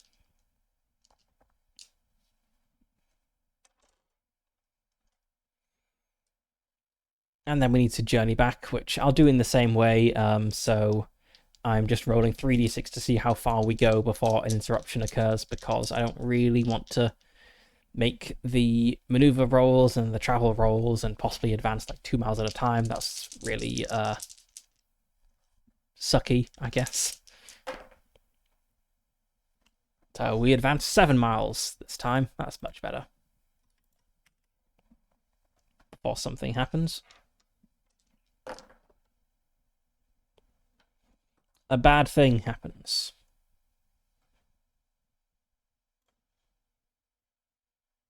The deadly dark. Yes, I'm not weary. That's good. Deadly dark with a 6 is noxious air.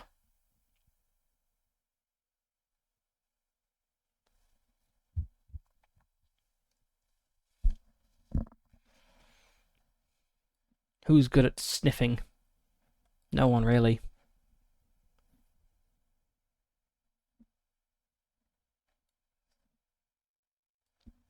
So expertise would be 2 dice, get the target number 13.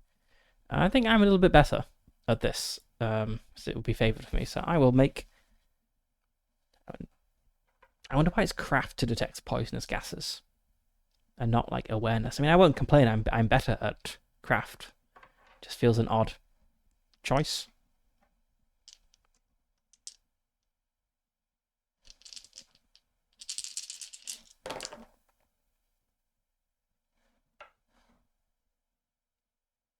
That's a failure, so someone is wounded and eye awareness increases by 1. Increase the eye awareness and pick someone to be wounded.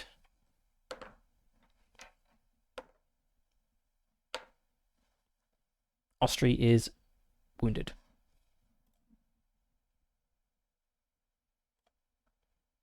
Only a fleeting injury. Alright, next leg of the journey. That is 13 miles.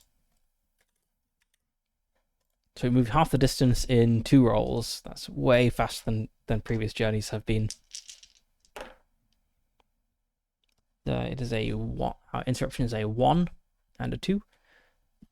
The long dark of... Oh, fatigue points from our last thing. Can't forget that. So the band needs to roll to resist fatigue. That is a rally roll, the target of 16. That's a failure, so someone is getting fatigued. Brock is getting fatigued. Okay, back to the Long Dark of Moria. We rolled a 2, which is Endless Ruination.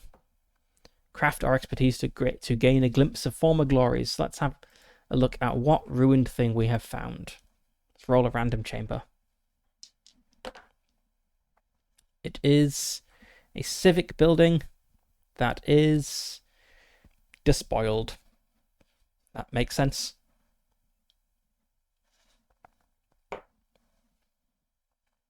Let's see, halfway along the journey, where does that put us? Kind of here-ish, maybe. We're still on the road at this point. Maybe it's like a rest stop on the road that the orcs have trashed, and it is very sad. Even a humble rest stop for travelers was a glorious construction back in the days of Moria, and the orcs can't leave even that alone. They just have to destroy everything they touch. And this is going to be a craft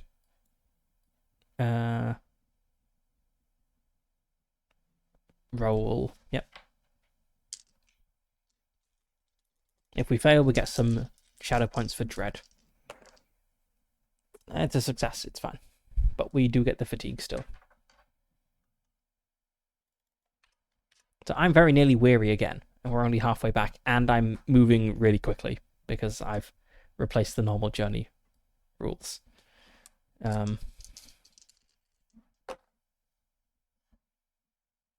Someone in the band becomes weary. Anna becomes weary.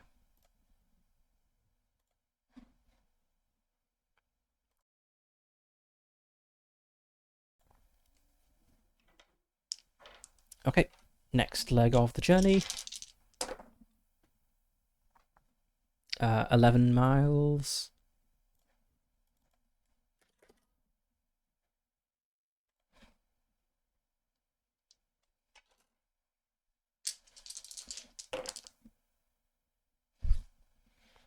Seven is the endlessly branching stairs and passages, which adds a day to our journey if we don't properly resolve this.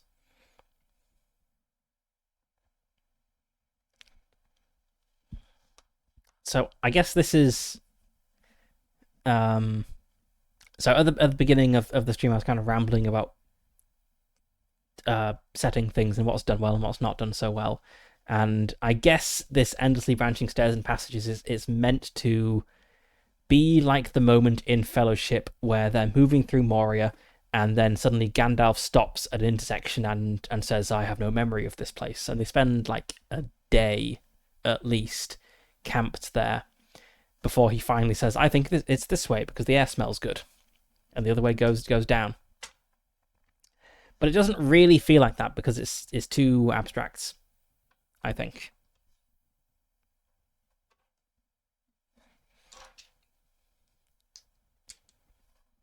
In fact, I guess that specific Gandalf thing would be a 1 on this. It would be the maddening roads, where it's awareness or vigilance to keep your wits. But we got a 4, which is unstable terrain. And I think this is something our climbing friend Toki can help with. Because he traverses difficult terrain, that's what he does. So we're going to get the advantage of his gift here. So it's going to be a vigilance roll with 4 d6s, and if something bad happens, it's going to happen to Toki.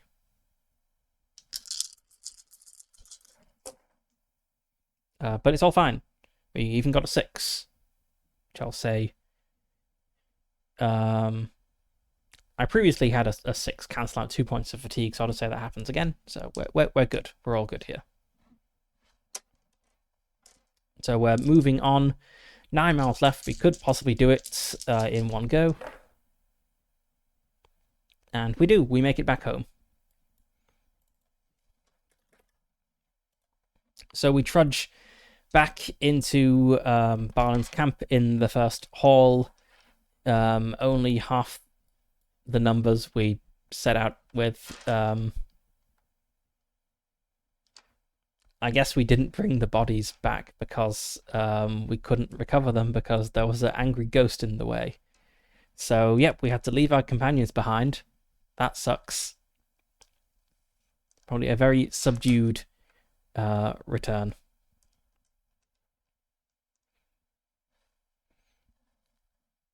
Let's note down the results of this mission.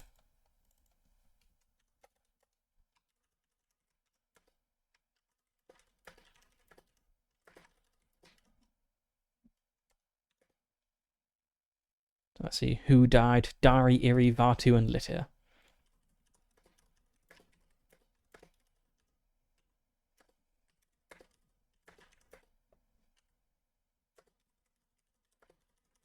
They all died to a vengeful spirit. But we found the tomb and had a vision.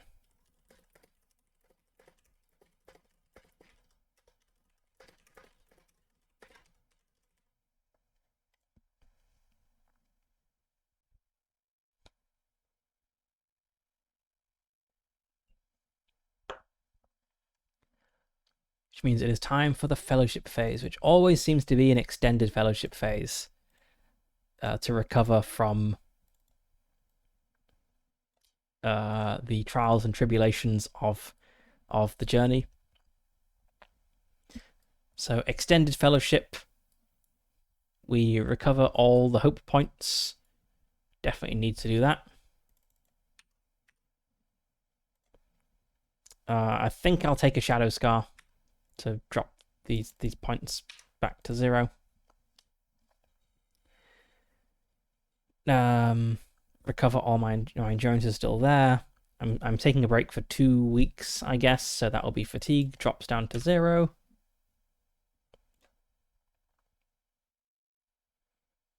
Clear all injury and fatigue conditions. I can perform 2 undertakings. Let's have a look. Oh, before we have an undertaking, we need to roll to see if there is an interruption.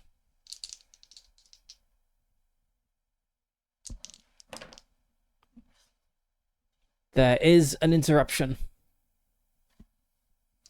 So what happens? 6. Orcs encamp nearby.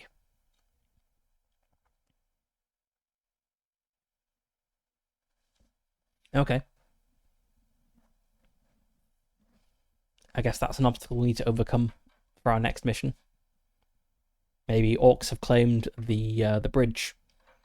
So if we go look at the first hall.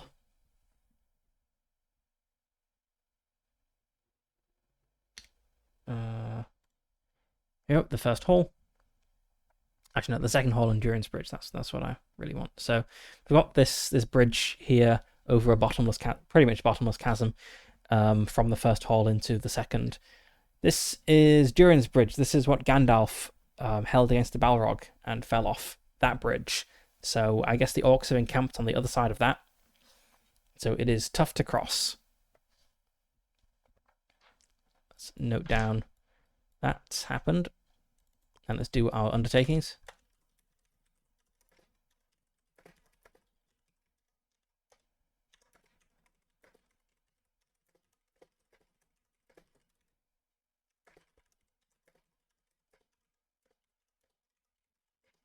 Durin's bridge is no longer safe, but we are going to do some undertakings.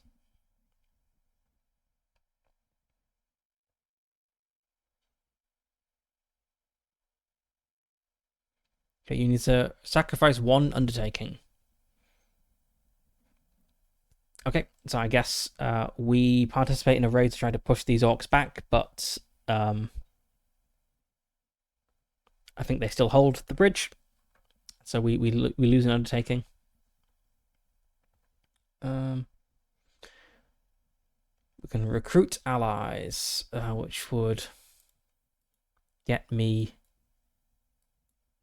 2 more. Oh, I am going to get some experience points, so let's do that.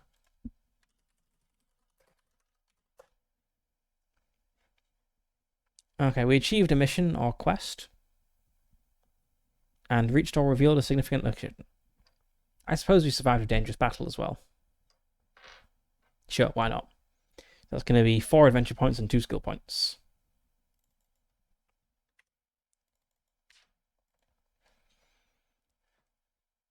Let's go see if that is enough to improve anything.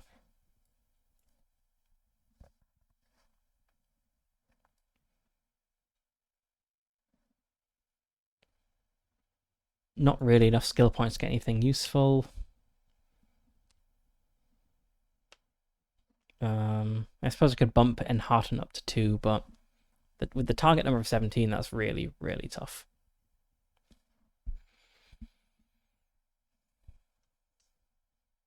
And the next 2 missions are kind of fetch quests, so hopefully we won't be getting in a fight.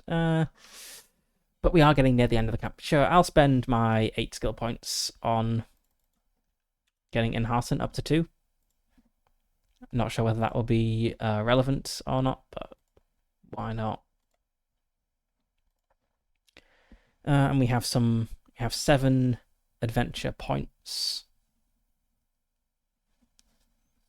which is not enough to improve either my valor or my wisdom. I need 12 for that.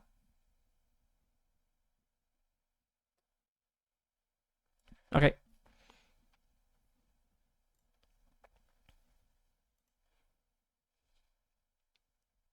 So, do I want to recruit some allies? I could have VAR 3 and someone.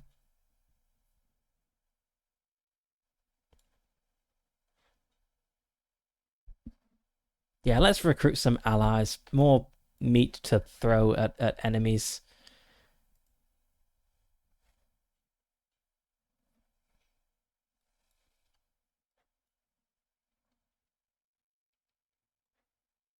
Just clear out these guys.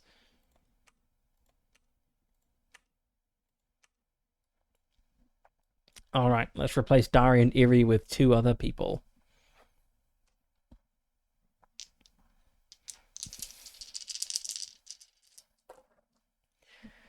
Let's see what I got. We have a 3 and a 10. Shield bearer. Yep.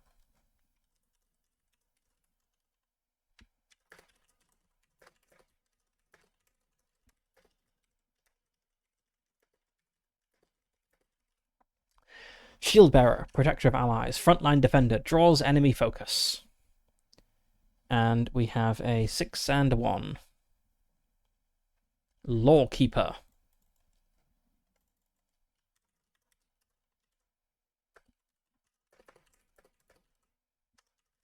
Carries a tome of knowledge, keeps a ledger, recalls law.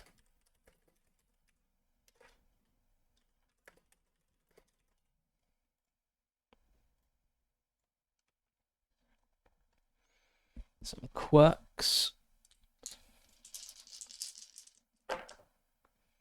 A 1 and a 5. Constantly sipping from a flask.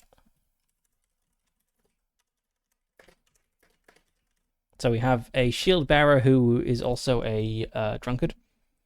And we also have a 1 and 5. Let's re-roll this. I don't want them to be identical. Having said that, if there could be brothers if they're identical. Drunkard brothers. Nah, let's get a different quirk. A 3. 3 and a 5. Shield adorned with battle trophies.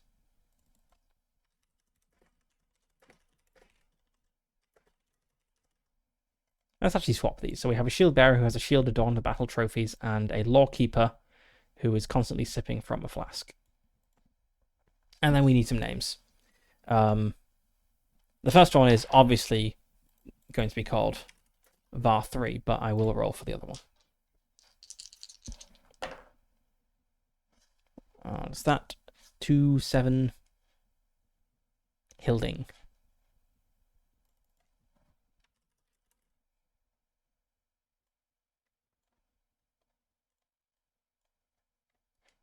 Let's add that to our notes.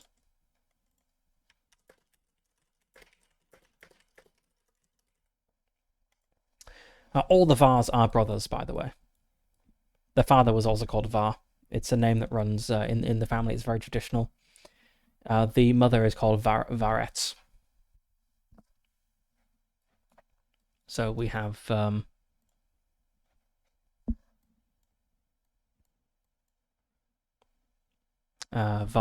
and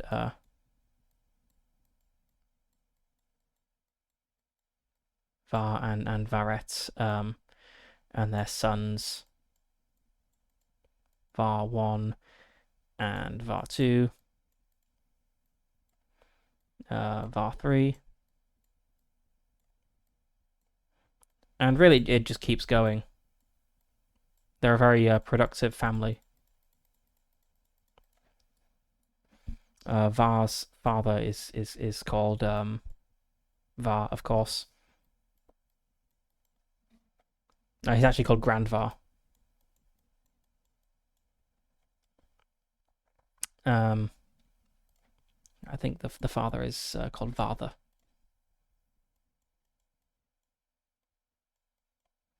There we go. And so on and so forth. But okay, we recruited 2 more dwarves.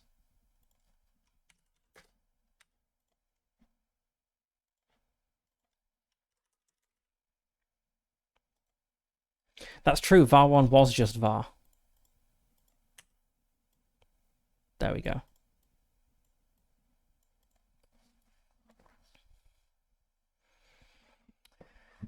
Okay, we can expand the Var family tree if need be, but hopefully we won't get through too many more in our last 2 missions. So we have our fellowship phase, and we only got 1 thing because of orcs. But we are ready now to go on our penultimate mission to search the last redoubt. So let's find where that actually is on the map.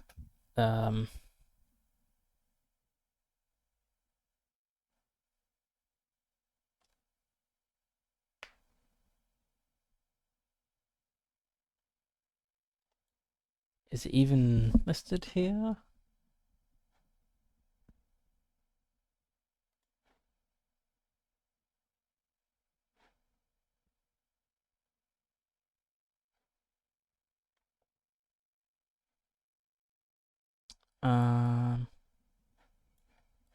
I don't see it there. Where is it? Let's see, the last redoubt. It's in Old Moria. Got the first hall, Durin's Bridge, second hall, Bottomless Chasm. Okay. Maybe it doesn't have hidden locations on the map. That would make sense.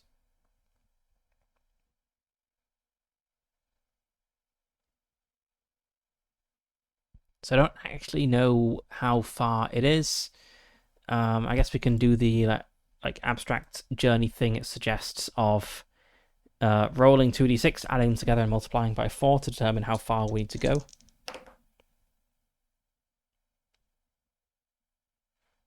So that's 32 miles.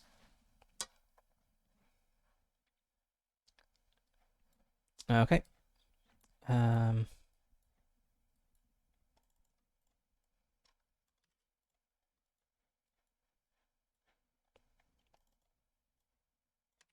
Back up to 4 fellowship. It is a journey of 32 miles.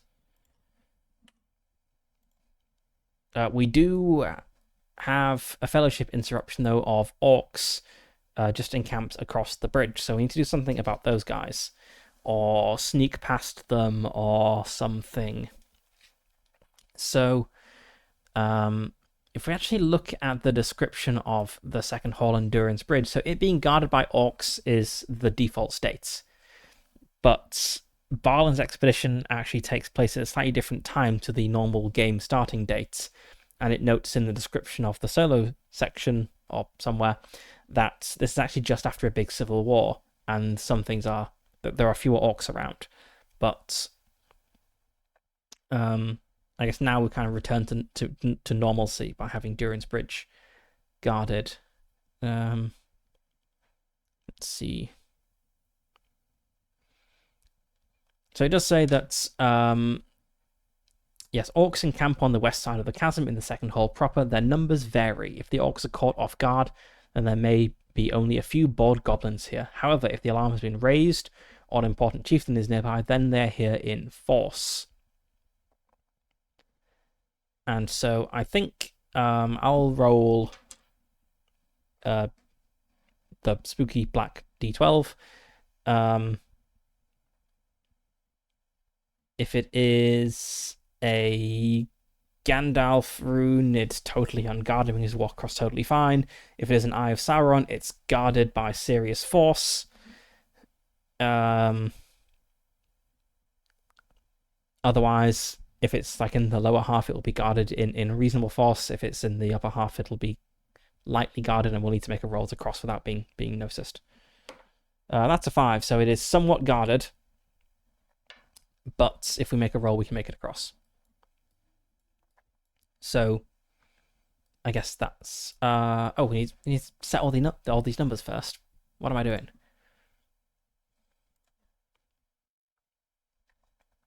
Okay, right. Readiness. Do we have any hardened allies left at all? We have 2 hardened allies. We have under half the party are hardened 2 or more. That is a +2. Right, so this is dropping from a 7 to a 6. So everything is slightly harder. It is a medium band again.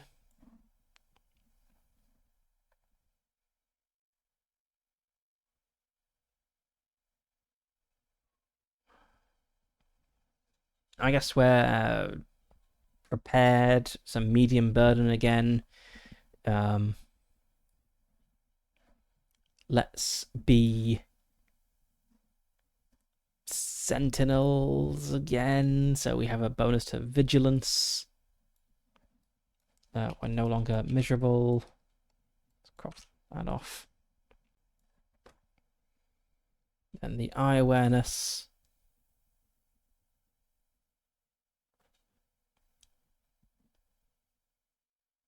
Starting at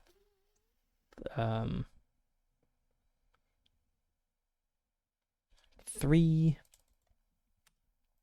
Let's see. The hunt threshold modifiers. The previous mission, I think it was either a minor failure or a devastating failure. I don't think we can say it was a qualified. Okay, I feel we're stretching the definition of qualified if we say it's a qualified success. You know, half the party died.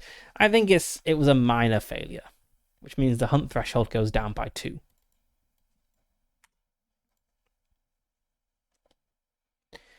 And the fellowship phase duration was extended, so let's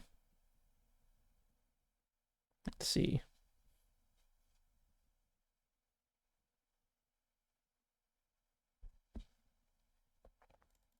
It's -2.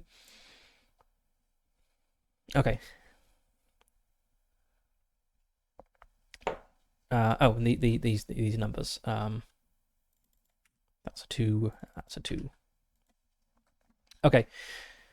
So I think if we make a maneuver roll, we can sneak across the bridge. If we fail the maneuver roll, we'll have to fight the orcs. I'll spend a point of hope. And is anyone sneaky? No, we've lost our sneaky person. That was Var 2, I think, who was the sneaky psychopath who likes seeing the light leave the eyes of his enemies. So we're just move a roll +1 die because I spent a point of hope. We need to get a 14 or better. Yep, that's 14 or better. So we're able to sneak across despite the bridge being somewhat guarded.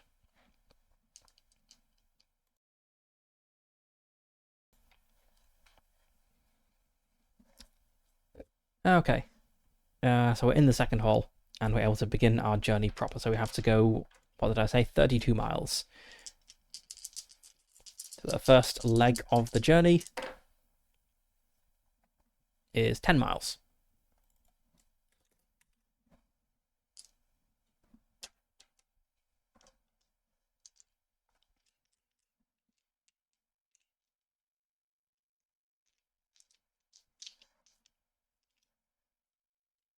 I'm of half a mind to actually just skip the journey interruptions entirely, as they're not that exciting.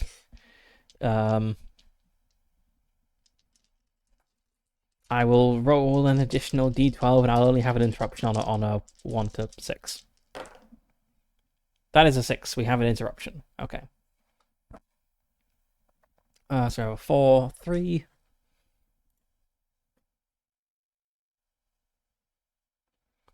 Watchful eyes.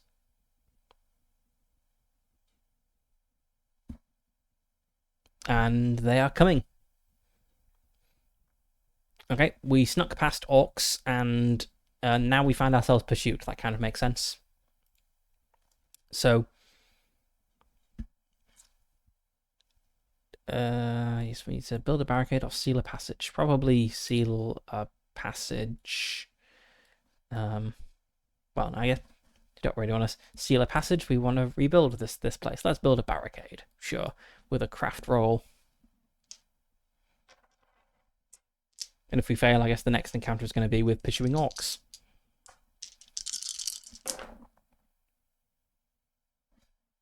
Yep, that's a complete failure.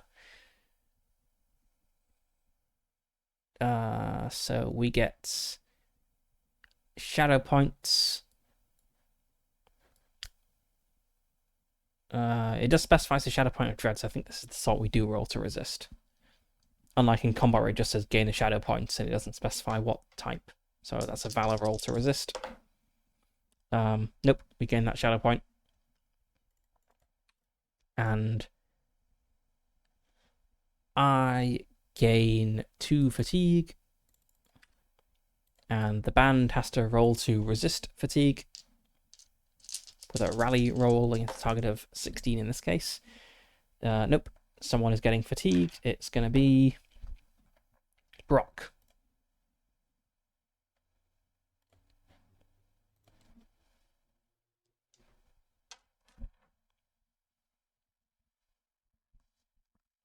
Okay, next leg of the journey. It's 14 miles. Nice, good progress. Let's roll to see if there's an interruption. And again, I'll just roll an additional d12 and only actually play out the interruption on a 1 to 6. Yep, that's a 3. So we get a 9 and a 1.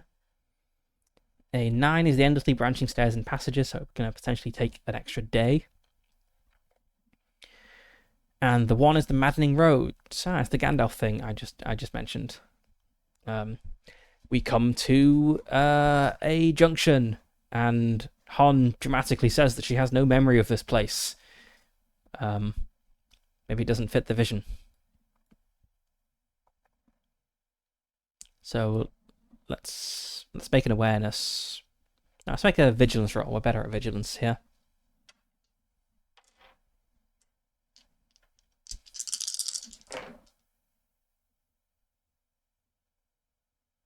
But not good enough.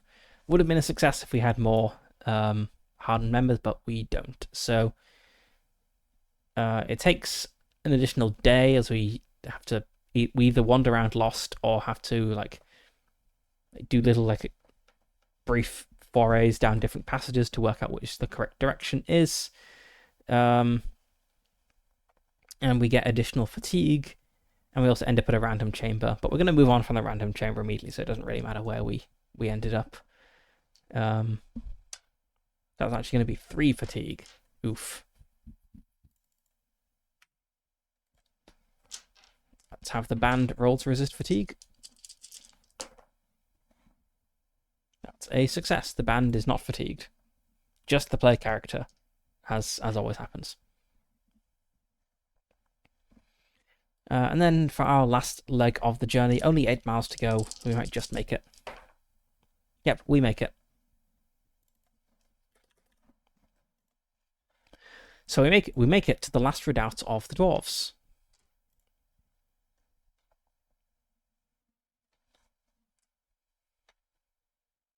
So the old lore here, which you can potentially find by doing research, is that now King Durin the Sixth was dead and his son Nain became king, but he was king for only a little while and was never formally crowned. He commanded the retreat from the city, and when as many of his people as could be rescued were safe, he led his most loyal companions back into the mountain with the intent of slaying Durin's bane. He never returned.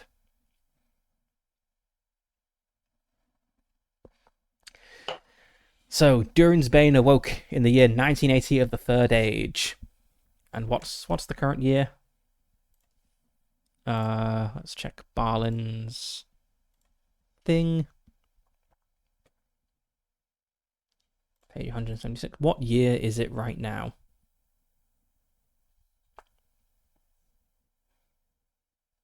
Okay, Barlin dies in 2994. So I guess it's like 2989 at the moment. Yeah, 2989. And 2990 to 2991 is kind of at the early stages. So it's maybe like late 2989, early 2990 at this point. So it's been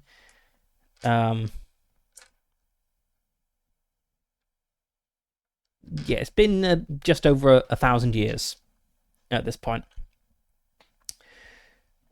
So Durin's bane awoke. The creature first laid waste to the ancient city of the Dwaradelf in the heart of the mountain. The surviving dwarves retreated west and east, hoping to hold the entrances to Moria, or at least to give their kinfolk time to escape. It was a terrible time. Durin's bane moved through the city like a tempest of fire, whirling and leaping, and none knew their doom was at hand until it was too late. The monster toyed with the dwarves most cruelly, trapping them in the city by sealing gates or collapsing passageways, penning them up like rats in a sack before finally destroying them. Nain the First, the son of the slain King Durin the Sixth, raised to the kingship prematurely, chose the Fifth Hall as his throne room. The Fifth Hall was formerly the seat of the Lord Warden of the East Door, and was as defensible a place as could be imagined. So it's actually probably not 32 miles away if it was the Lord Warden of the East Door. It's probably very close, actually. Also, it's the Fifth Hall. They built this fifth, so yeah, it must be way closer, actually. But it's just not here. Anyway, okay, yes. So Nain and his followers resided here, overseeing the retreat until the dreadful day when rumour came that Durin's bane was close at hand, approaching from the west. Now, chief among the treasures that Nain had rescued from the inner city was the Ring of Power, chief of the Seven. When Nain wore the ring, he could sense something of the thought and intent of Durin's bane, and he knew that the creature would steal the ring if it could, and that it would barricade the east gate and end any hope of escape. Therefore, to ensure the ring's safety, Nain entrusted it to his son Thrain the First, which of course we all remember from The Hobbit, and bid the boy to go with a small number of servants. Nain then mustered his followers and had them shut the eastern door of the Fifth Hall and sound trumpets at the western doors, a challenge to Durin's bane to meet the Lord of Khazad-dûm in combat. But the Balrog was malicious beyond measure. It came to the Fifth Hall in the form of a noxious cloud, a burning vapour that no weapon could wound and no dwarf could endure. I've dropped my die. There we go. Nain and his followers were forced to fall back into the hall and shut the doors, and the Balrog then sealed the doors with a spell, trapping Nain and his followers in the Fifth Hall. Thrain escapes, of course, thanks to his father's sacrifice, and he carried the Ring of Durin with him, and that ring was the foundation of the kingdom under the mountain in Erebor.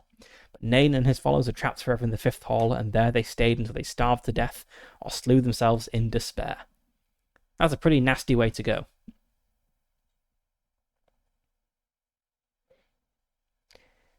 So I guess we arrive at this like easternmost hall, which is the Ashen Chamber. So this is where King Nain's warriors ambushed Durin's bane and were destroyed. It's pretty much melted, caked in soot. We then have a collapsed corridor, which we need to squeeze through with an athletics roll. We then have the outer redoubt, which is full of bones. And then we have a pretty cool door. We have the door of the fifth hall. It's a smaller replica of the east gate, so it's a very grand looking door, just on a much smaller scale. I quite like that. Very fitting for the warden of the east gate, I suppose. But it is sealed by the spell of the Balrog. So touching it gives shadow points, and opening it requires a success on a suitable skill roll. It suggests either a magical success, which we can't do because we don't have anything magic, or just like breaking the doors down. But doing so takes a skill endeavor, and each roll raises the eye awareness by 1 as the Balrog kind of senses this. So we may have a slight Balrog encounter if this takes us like a really long time. And then finally we have the fifth hall, which is what we're actually trying to get to. Okay, so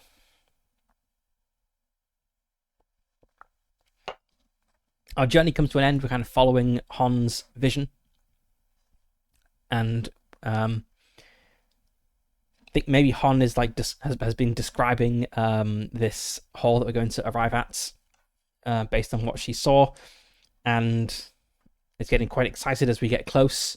You know, we're about to find the last king of Moria and get his stuff. This is what it's all about. We're reclaimers, as it says on the character sheet. What better thing is there to reclaim than the bones of the last king of Moria? But then the excitement kind of fades when we walk out of a corridor and we just see the Ashen Chamber, like the walls caked with soot. Like I'm kind of picturing so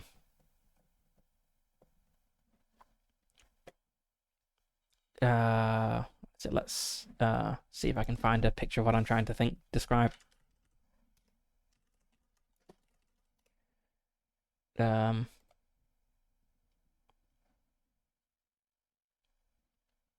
Yeah, this sort of thing.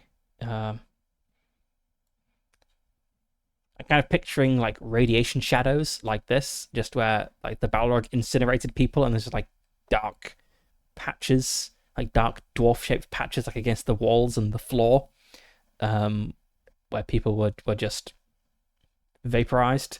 The whole thing is kind of covered in soot. It's a very grim place to be. Not quite the grand chamber that we were hoping to find.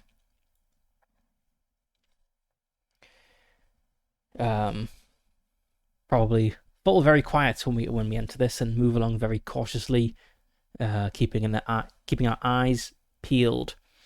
And we come to this collapsed corridor in front of us and see that it would take a very long time to dig through it, to clear it, but we can possibly crawl through. And this takes an athletics roll. So I guess it's going to be athletics for Hon, and then maneuver for the band. So I will start with Hon's roll. It does say you raise the eye awareness if even a single character fails the roll. So I could spend hope to avoid that, but I think I won't spend hope because I wouldn't know that if I were a player. And so I would have no reason to say I'd better spend hope to avoid Balrog awareness. Well, Hon succeeded with a Gandalf rune. Maybe she is pulled forward by the strength of her vision, clambering through, and she emerges into the outer redoubt and just sees like the bones, the horrible burnt bones of those who retreated from the Ashen Chamber, as the band kind of follow through behind her. They fail, so they make it through, but the eye awareness goes up. Somewhere the Balrog senses someone is poking around this chamber he magically sealed.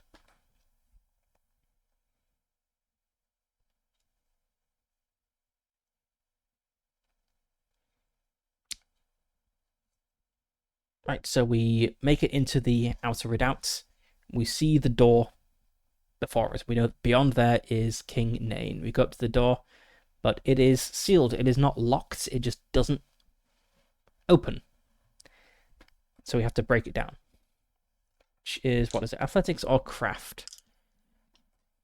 It says I'm better at craft, so let's... And it's got a resistance of 6, so we need 6 successes on a sequence of craft rolls. Each attempt is going to raise the eye awareness. So let's see.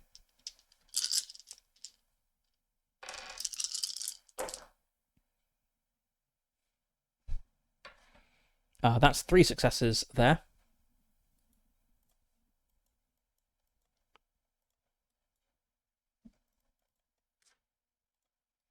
Start, like, taking the doors apart.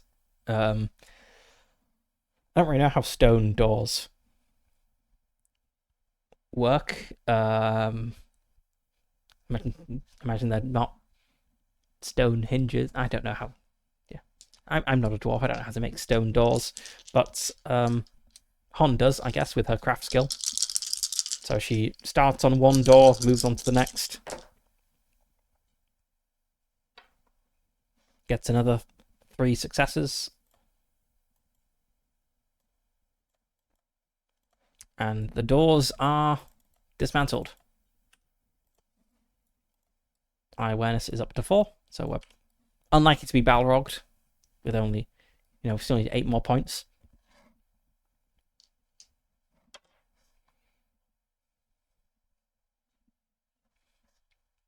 But we make it into the 5th hall. A sight of horror, it says. Dangerously foul air. So we open it, this is like smell of dust and rot and long dead things, I suppose. There are bones lying around. There's like graffiti, kind of telling the story of the last days of Moria, and the Balrog. There's warnings that no weapon can wound Durin's Bane. But this is where the king and his elite guards fell. So, it says, a search reveals a considerable arsenal of dwarven forged weapons and armor, for these were the best knights of the realm, the king's own bodyguards. Roll the feat die 6 times to determine if there's any magical treasure here, and assume that any magical treasures are famous weapons or armor. And we also have the cairn of King Nain. So, let's go over to our treasure generator. So what did it say? 6 rolls. Where is it? Yes, 6 rolls to determine if there's any magical treasure.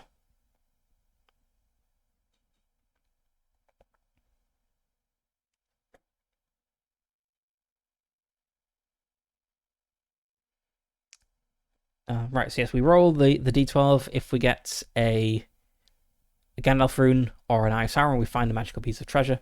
If it is an Eye of Sauron, it is something dangerous. So, let's roll.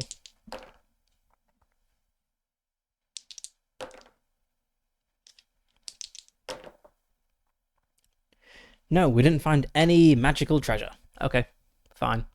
Maybe there's nothing of use left. And finally, we have the cairn of King Nain. Here lies Nain the First, last lord of Khazad-dûm. He lies in a humble cairn, but in his hands he holds a heavy ring of keys. The king's grave goods count as a greater hoard, so also some treasure. So we have treasure there, and there is a handwritten history giving an account of the last days.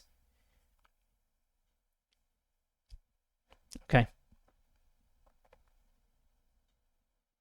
Greater hoard.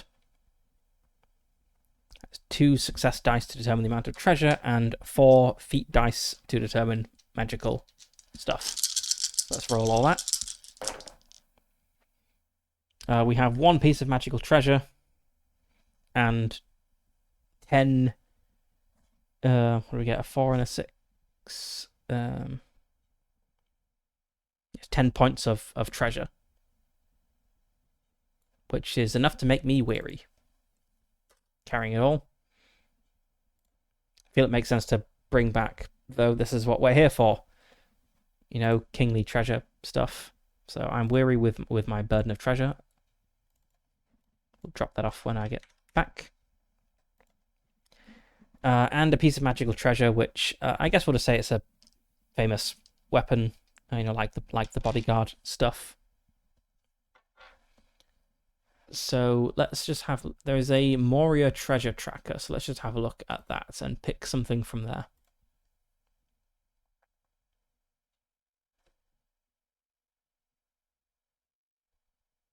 No, this doesn't actually cover weapons and armor, it's just mysterious magic. Okay. Right, so let's have a look at magical weapons and armor.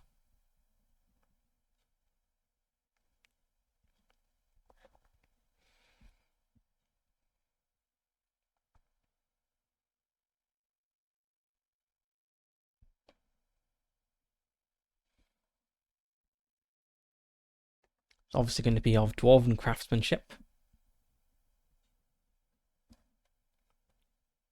I think a magical weapon would. Yeah, let's go for a magical axe. I know it's the campaign to recover the axe of Durin, which we're going to do on the next mission, but that feels like a cultural treasure we need to hand over to Balin. Whereas if this is just the axe of the King of Moria, which is less cool than the axe of Durin, then that seems like something we can maybe keep for ourselves. So it's going to be a magic axe.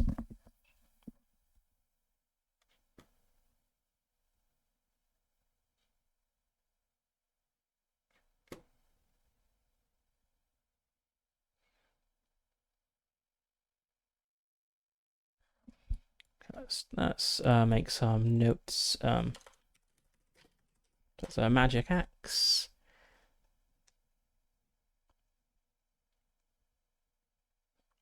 It doesn't have a bane because only Elven and Numenorian weapons do.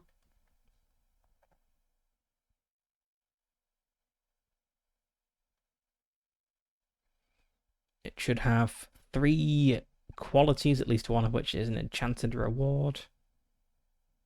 And we should name it.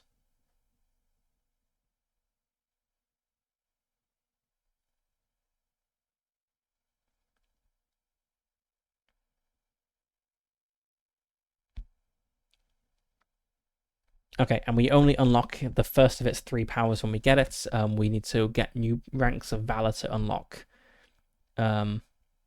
later things. So let's have a look.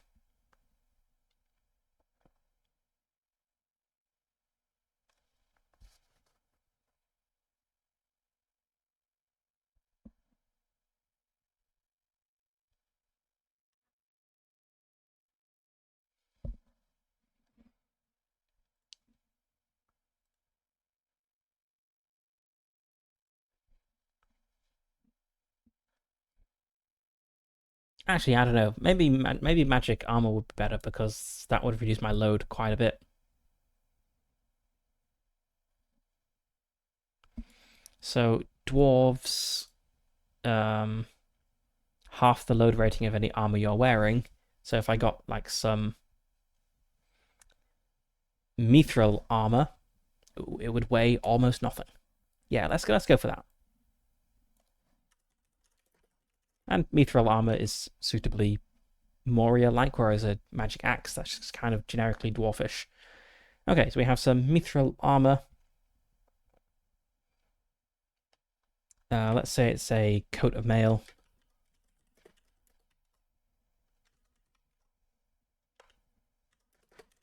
So it's going to be 6 load, which is halved because I'm a dwarf. It needs 2 more properties. So let's go look at just the generic armor things.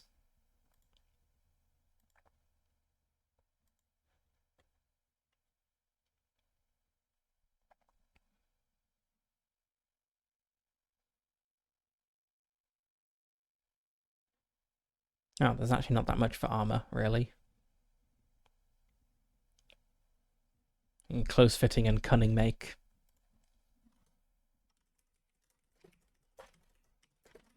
Sure, let's go for those things.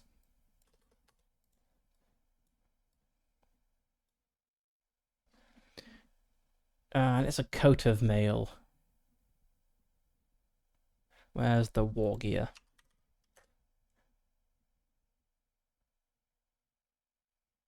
It's normally have a load of 12. It actually has a load of 6, which is then halved to 3.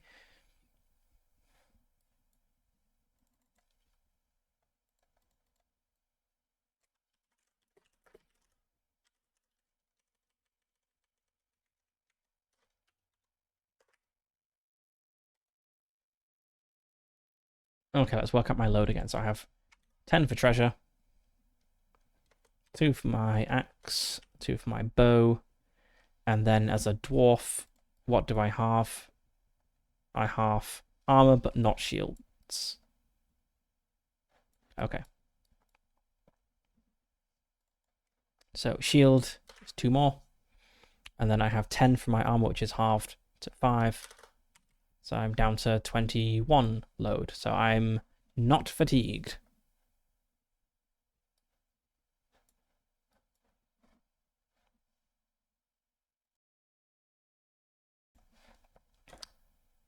All right, let's see what else is there.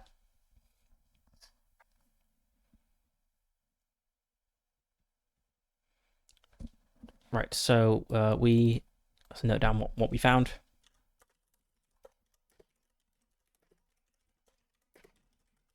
Mithril armor, 10 treasure.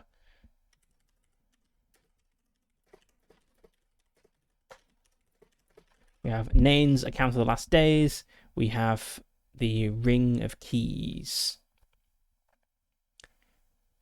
So this huge Ring of Keys is a magic item in its own right. Dozens of ornate keys hang from a perfect circle of mithril. These keys unlock all the doors of the Dwaradelf.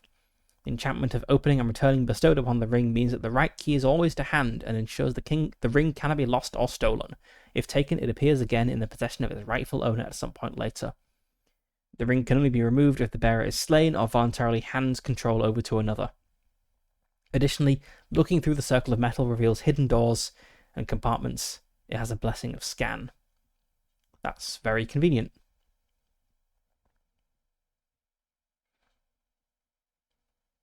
Let's also recover Nain's bones so that they can be buried properly.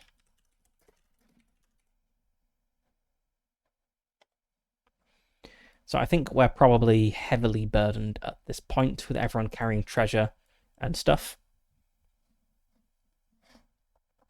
So we need to journey back now. I say that disturbing, this has also increased the eye awareness. I know breaking the door down did, but it feels like touching all the stuff should too. Right, now we need to journey back.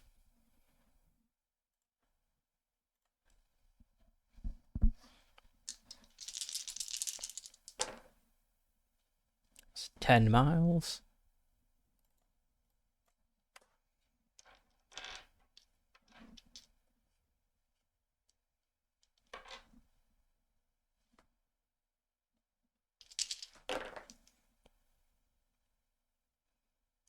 Three and a 2. Watchful eyes. And a lone scout. Okay, we need to kill this guy because we are now heavily burdened.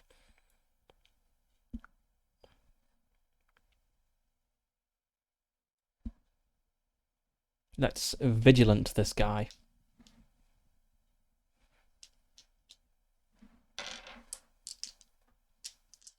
And let's spend a point of hope to make sure he is really dead.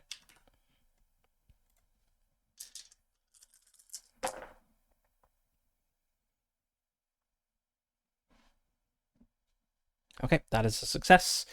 Someone lets loose with an arrow and the goblin kind of gurgles and collapses to the ground. Ah, thump.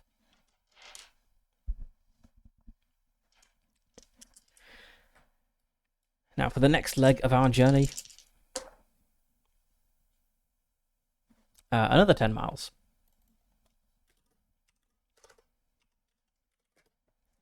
Nice average rolls.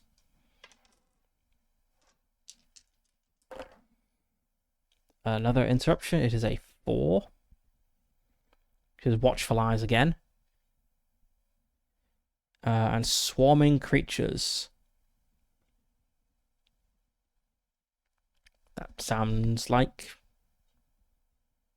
oh, fatigue as well from the last one. So note that down. 7. I'm weary again. It was nice being not weary while it lasted. Let's roll for the band to resist that. They failed, so number 4, Brock. He is a bit more fatigued now. He is faltering. Okay. Swarming creatures. I guess that's... I feel like it's probably meant to be goblins or something, but it makes me think of, like, bugs. I don't know. Anyway, let's maneuver around these guys. Whatever they are. Goblins, bugs, who knows. Yep, that's fine. Oh, we got a 6. I'll say that cancels out the fatigue. Now another leg of our journey. How far is it? 12 miles. We could potentially get there. Nope. That was 7.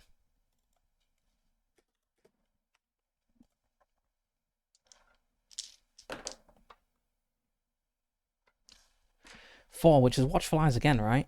Yeah, a lot of watchful eyes on this, and a 6. A graven image. We see some horrible orc thing on the wall, which is very off-putting. And want to tear it down with some craft knowledge, which we're good at.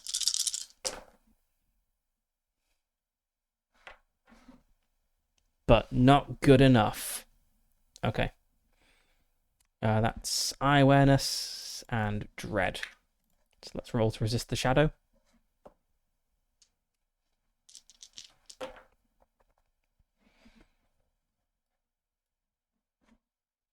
No.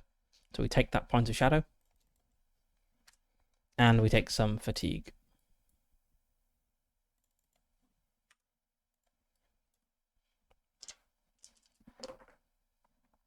The band takes fatigue as well. So that's going to be 6 Hilding.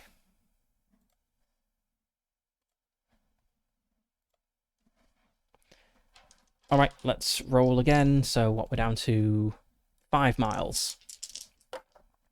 And we make it back.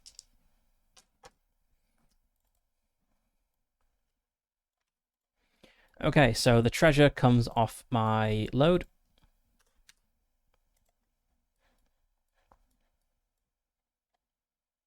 Oh, we didn't say how long this was. This was probably like 5 days. What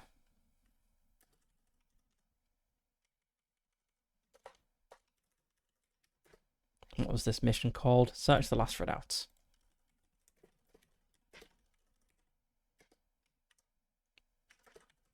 So it was 3 days.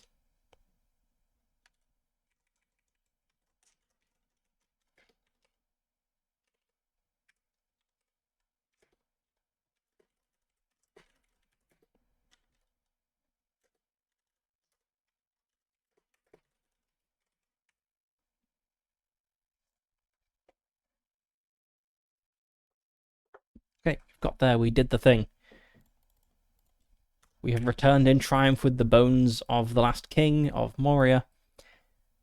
And we have one mission to go, which is to recover Durin's axe from the armories of the Third Deep. After a fellowship phase. So let's see what do we need to recover. There's some fatigue, so probably a week-long fellowship phase.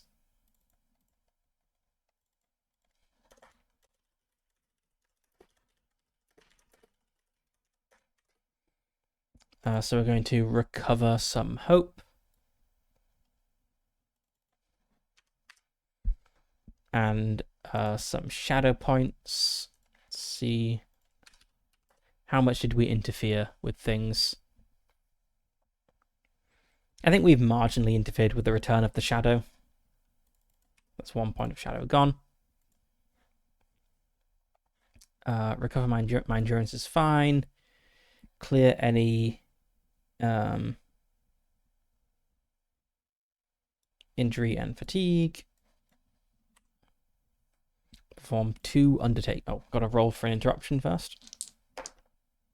Nope, we're fine. Perform 2 undertakings. Oh, let's see. Did anyone distinguish themselves?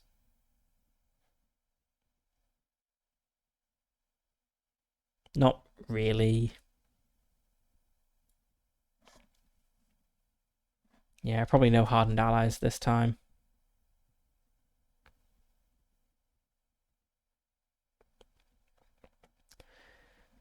Don't really want to recruit more allies. I think we're kind of okay. So let's have a look at what the standard fellowship undertakings are. Oh, we've got the Chamber of Mazabal has a thing we can do, right? Well, what was that? We can ponder stored and figured maps. Oh, sorry, we can study the records of Mazabal, which gives a +2 bonus to the feat die for journey rolls. Yep, that could be a good thing. Let's see what else we've got. Oh, we also get some skill points. Let's have a look.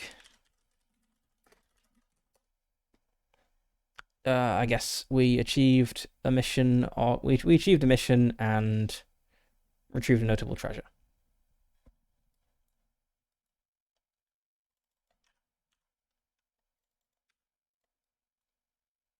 I believe we needed 12 adventure points. We need 12 adventure points to increase our valor or wisdom, sadly. Okay, let's have a look at our undertakings.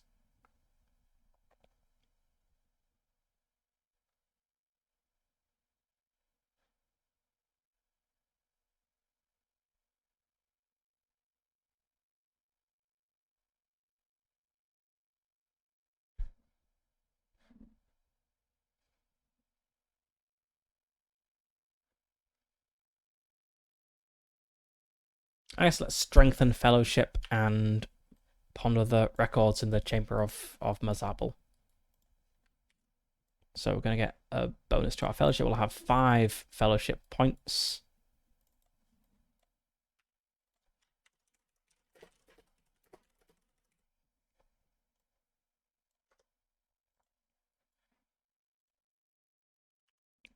And we're going to get a slight bonus to our journey rolls.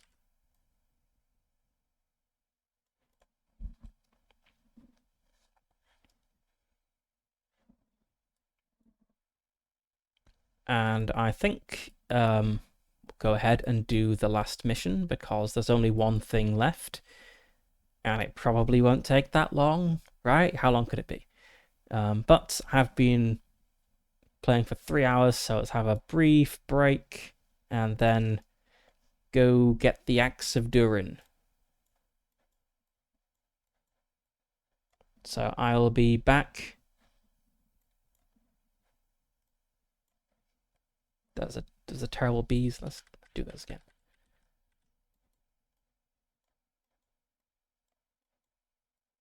There we go. I'll be back shortly.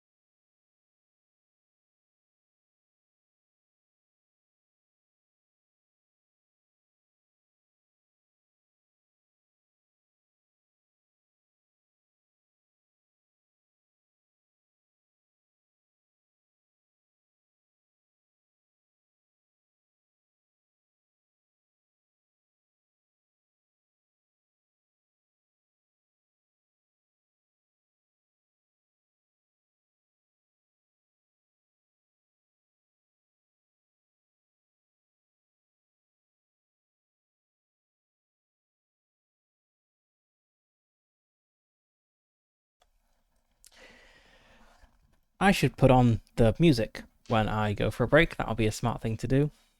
Have to remember that for next time. Or I should have like a pause scene that has the music. Yeah. Okay. Let's do the last mission. To recover Durin's axe from the armories of the Third Deep, which we went to before, but I can't remember how far away it was. I'm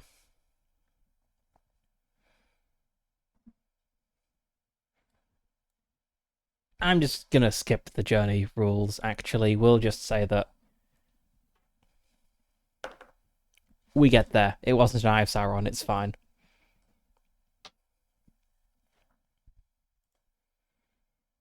Let's go have a look at the armories of the Third Deep.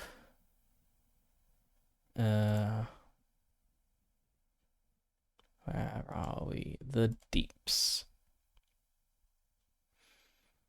Although if I skip the journey, this is going to be a very, very, very brief mission. It's fine. The journey rules are kind of dull.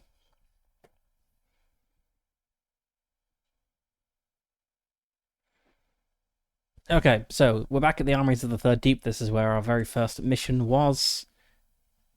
And I guess the interesting thing is, has the state of this changed since we were last here? I'd say it's kind of 50-50. So let's have a look. That will be a yes. The state has changed since we were last here. Yes, we have seen every journey event. Anyway. Okay, the state has changed since we were last here. I could ask, is it good or bad? But it's going to be bad. It's not going to be a good thing, really. So I guess there are orcs here. Let's go to our random warband generator and determine how big this group of orcs is, and maybe we can avoid them, or maybe not. That is a Gandalf rune. It is only a patrol. Nice. Is there an arch foe with them? No arch foe. Okay, so there's a patrol of goblins here.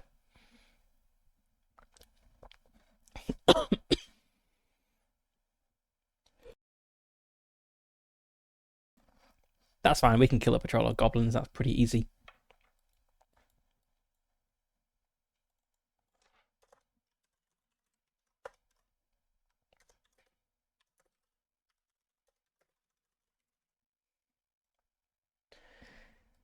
This is easy compared to a ghost. I also didn't reset the. I'm sure the numbers are basically the same as before. Okay, right. Let's fight a patrol of goblins. We need to make a battle roll to determine if it's good or bad.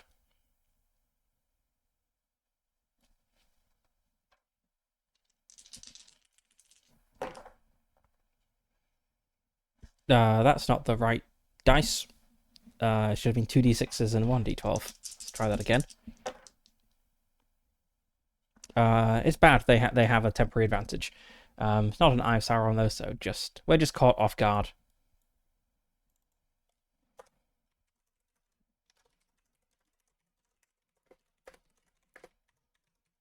And it's only a temporary complication, so it's going to go away after this first round. I would like to fight, I guess. Yeah, they're only goblins. It's going to be very easy. So I'll charge in with my axe and my nice new mithril coat.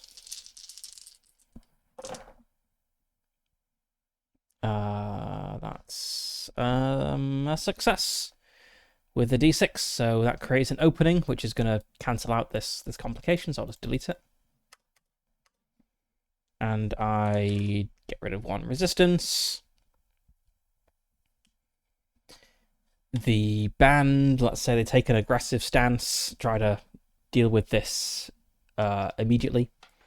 So we have 2 points in war. I'll spend a point of hope to get 3 dice. Do we have any fighty people now? We have Var 3.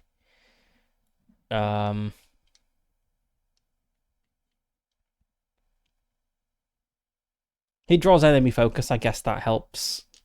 Sure. We'll have VAR 3 take the forefront. If anyone dies in this fight, it's going to be VAR 3. That's a success. We have a success icon, so we just charge in and kill these guys.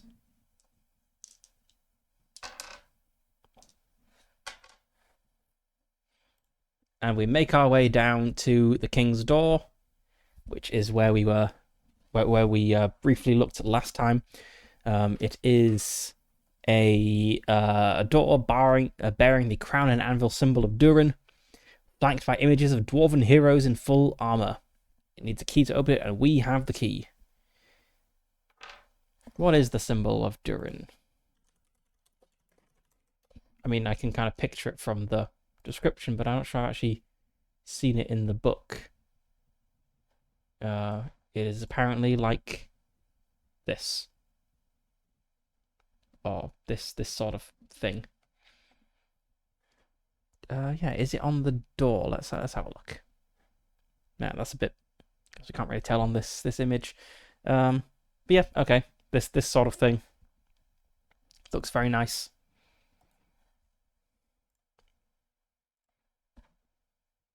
The cover of the book, that would make sense, wouldn't it? Yeah, that makes sense.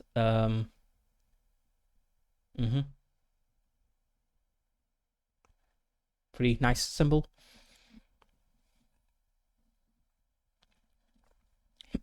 Okay. The lower armory. We put in the key, turn it, the door opens. It is a greater hoard that contains at least 3 famous weapons or armor, including Durin's axe. According to the traditions of the Longbeards, the axe of Durin was forged in the elder days of the world by Aule the smith. The axe was the weapon of the kings and was wielded by the king or by his champion in the defense of the city.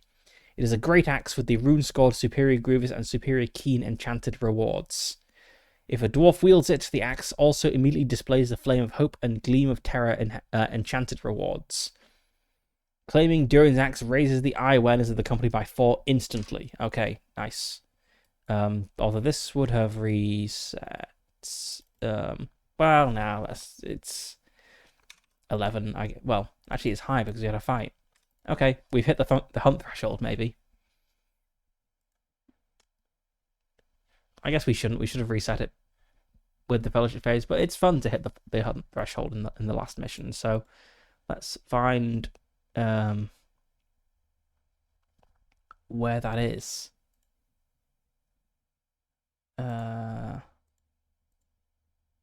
Hunt threshold.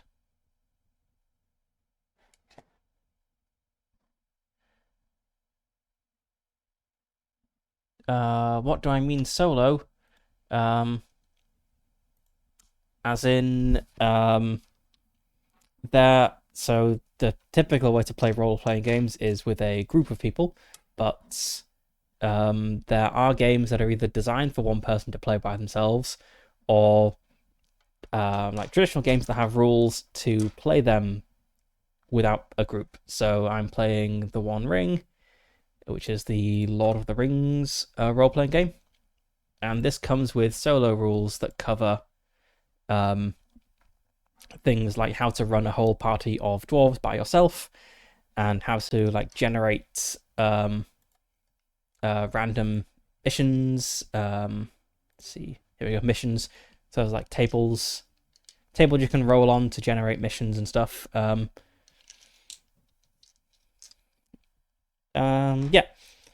it's okay. I feel it's not. I guess I have complaints about the solo Moria rules, although I guess there may be more complaints about the One Ring system in general. It does feel a lot like Tolkien. Bits of it I dislike are the journey rules kind of feel a bit board gamey to me. But maybe that's just a me problem. I know a lot of people really do like it. I feel it works better with a group than in the solo, actually.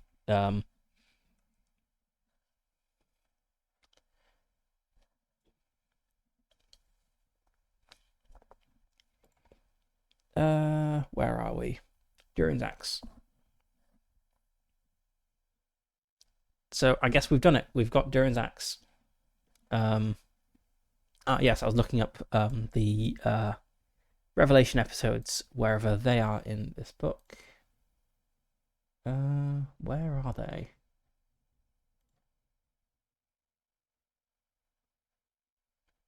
I'm failing to see this in the table of contents. Let's just search the book.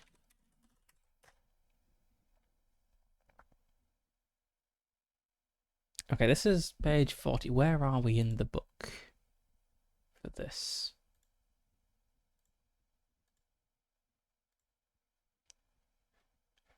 The chapter is called, the section is called Drums in the Deep. Yes, I did play, let me see if I can find it. So I played on stream Alone Against the Frost. I feel this one wasn't very good. I got through it kind of twice in about an hour and a half. So it wasn't very long, and both attempts ended with a lot of failure.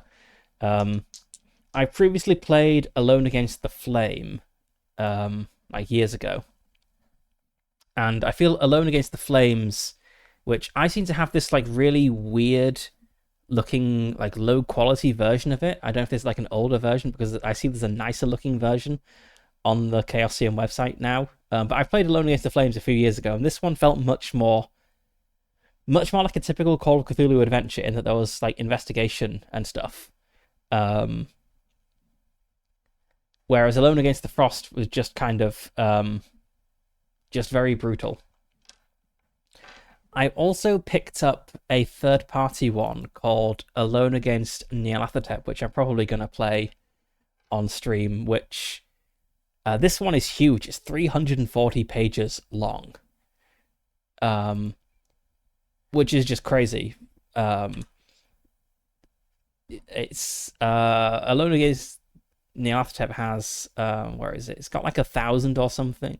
I may have totally got that totally wrong. It has hundreds at least. Where on earth? Here we go. Yeah, it's got 1,185 prompts, which is kind of crazy. But yes, I'll probably be checking this one out at some point. Yeah, I saw the description about like why they changed the name from Alone Against the Wendigo.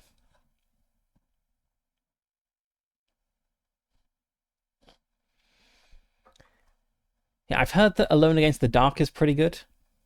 I don't really know anything about it, but I've seen a few people talking about it. So I will probably check that one out at some point as well.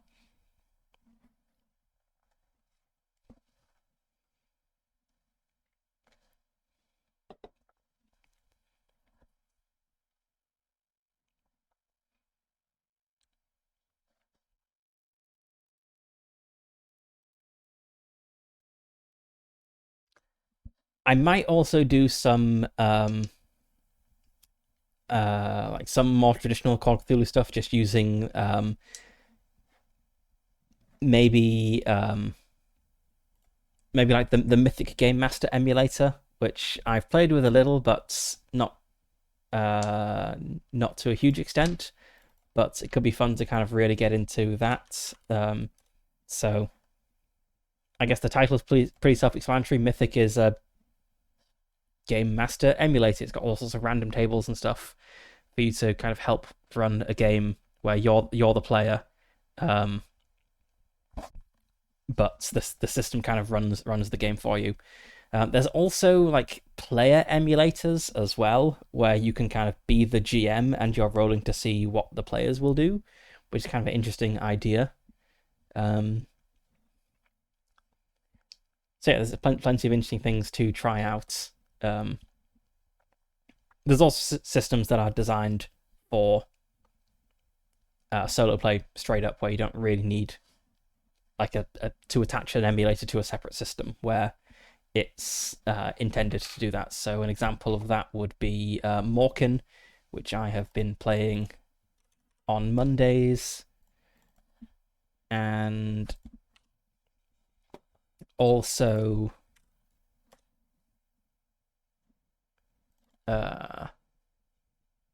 Kernathalis, which I think I will try out at some point as well. Although there is a new version of this supposed to be coming out in a few months, so I might leave this until the new version. I'll have to check out the Dog Walker. Let's just find that.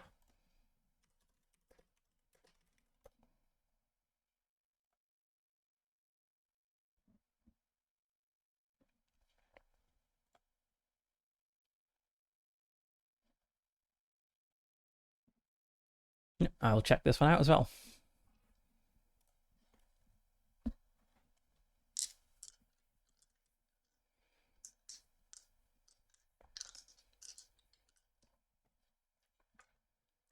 Yeah, there's plenty of solo things of various it's various styles. Some are basically just like creative writing prompts, and some are much more systematized and like procedural. So it's interesting to see like what people have come up with for solo rules.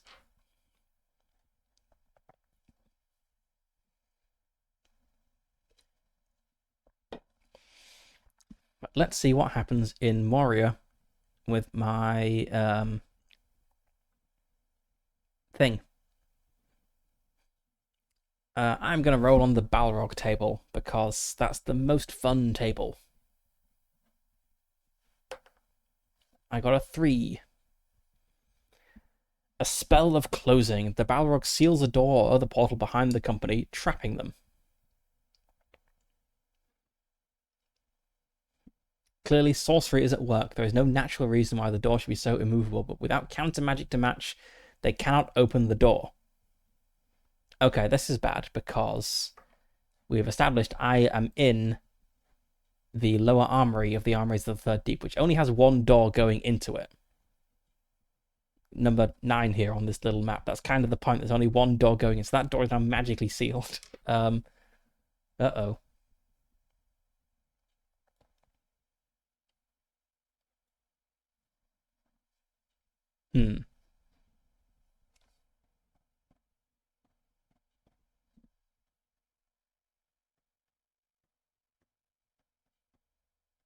Magically sealed door.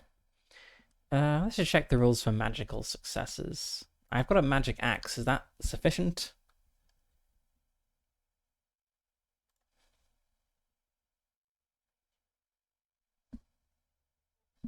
Time to sacrifice, let's say, Var. Let's see. Magical success.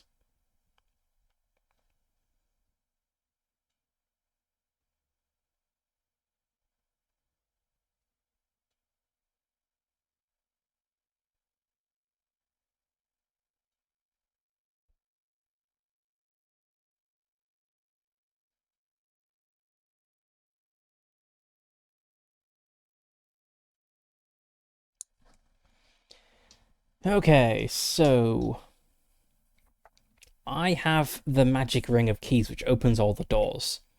The Balrog has magically sealed the door. The magic ring of keys wasn't enough for Nain, the King of Moria, to open the door, but Nain was an NPC. And it says player heroes can use a magic thing to achieve a magical success. So I guess as an NPC, Nain wasn't as beloved by fate as Hon is. So I guess it's going to be a skill roll with spending a point of hope to open the door and get through. And this eye awareness is going to remain up. So if I roll an Eye of Sauron, more bad stuff is going to happen. So let's... I'm not really sure what the skill is for putting a key in a lock and turning it, but I just feel it should be a skill roll. Contending against the power of the Balrog here. Let's say it's a riddle. Why not? I've not rolled riddle at all this game so far. Let's say it's riddle, and I'm spending a point of hope so that I can make this.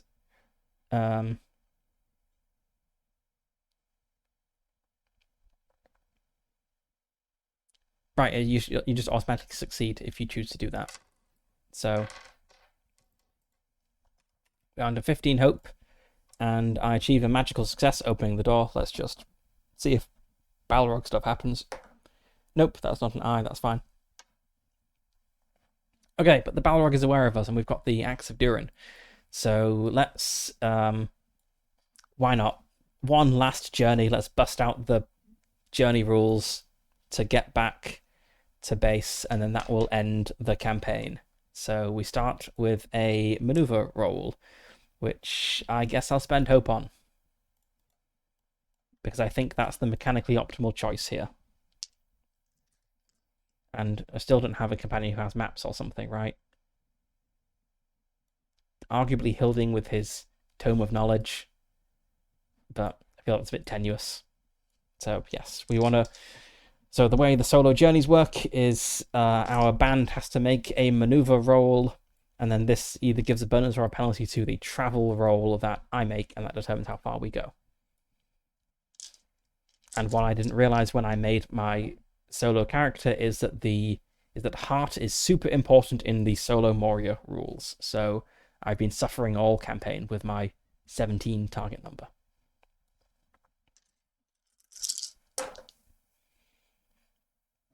The band succeeds, but no sixes, so I just get one bonus die on my travel roll.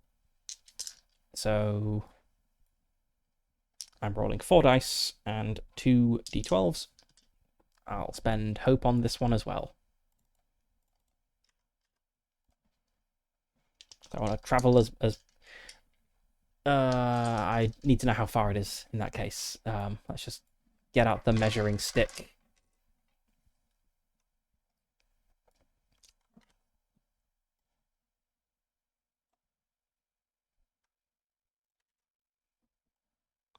Right, let's get this to be the right size. Okay, the armories of the third deep are here, number 17. So I'm going on a journey of 1, 2, 3, 4, 5, 6, 7, 8, because it's a bit of verticality, like 8 miles. Okay. Got a Gandalf, which is an automatic success, and we have a 6, but only the 1 6. But that's that means I travel 8 miles. So I make it back with no more Balrog incidents. So we return to camp, triumphantly bearing the Axe of Durin along with other treasures. And that was the last mission I had in my list, so I guess that's the end of this little campaign. I already forgot what happened in this fellowship phase.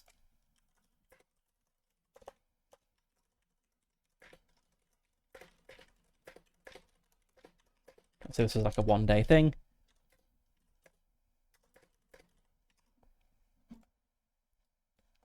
So we got the Axe of Durin. And so the campaign is ending with Barlin's expedition going very well, but we know that it's all going to go horribly wrong in, I guess, about 4.5 years. But that was it. That was the One Ring, I suppose. Yes, so I guess overall opinions of the solo Moria rules, not great. I think my main complaint is the solo journey rules, where so Moria is really big. So journeys are very long. Like a 40-mile journey isn't that uncommon. And the player character accumulates fatigue very quickly compared to the NPCs. So it feels the player character ends up very penalized compared to the NPCs, which kind of sucks. simultaneously, Moria feels very empty because the journey events aren't that exciting. Um, I guess that's the main thing. A lesser thing is the hunt threshold, the eye awareness. By default, this resets every fellowship phase, but because the structure of the game is you go out and do a mission and come back, you have a lot of fellowship phases, and so this only really started building up once I instituted house rules to not reset, unless I was taking like a long fellowship phase. So I guess to play it again, I would want something different for the journey rules. I'm not really sure what that would be.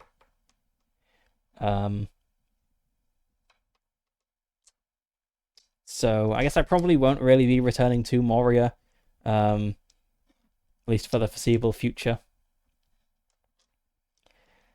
Hmm.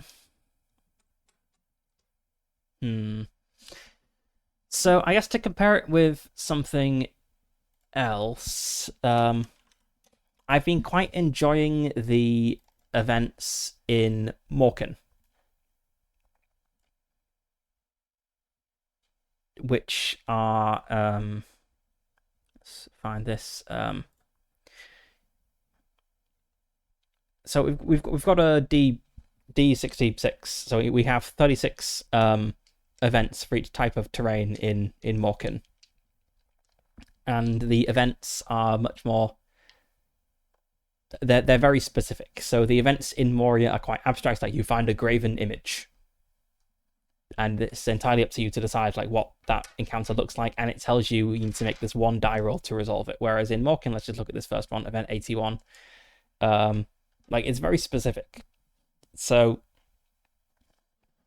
that I think works better for me. I guess Morkan would get kind of dull if you played it a few times, because then you start seeing the same events again, and it would be like, well, I've already had like 3 healer encounters or whatever, and they've played out in exactly the same way. But you would need to play it a bunch of times for that to become a problem. Yeah, I think solo rules, it's tricky because you're both the player and the GM, and different people will want like to do different amounts of creativity. So I find it kind of hard. If we look at the like Moria journey events, they're all really abstract, and I kind of find it hard to come up with interestingly distinct ones, just based on these. So I think it's quite nice if the system has like done that work for me, even if arguably it means it's less replayable overall, because you'd have to change like more details if you got used to things. But other people would like this stuff being very abstract and having like that freedom to make things up.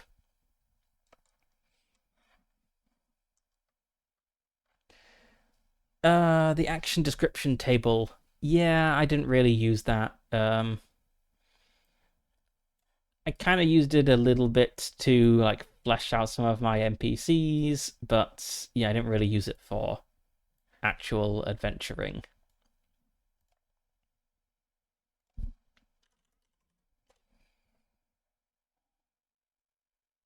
I mean, Ironsworn kind of has a fairly similar system.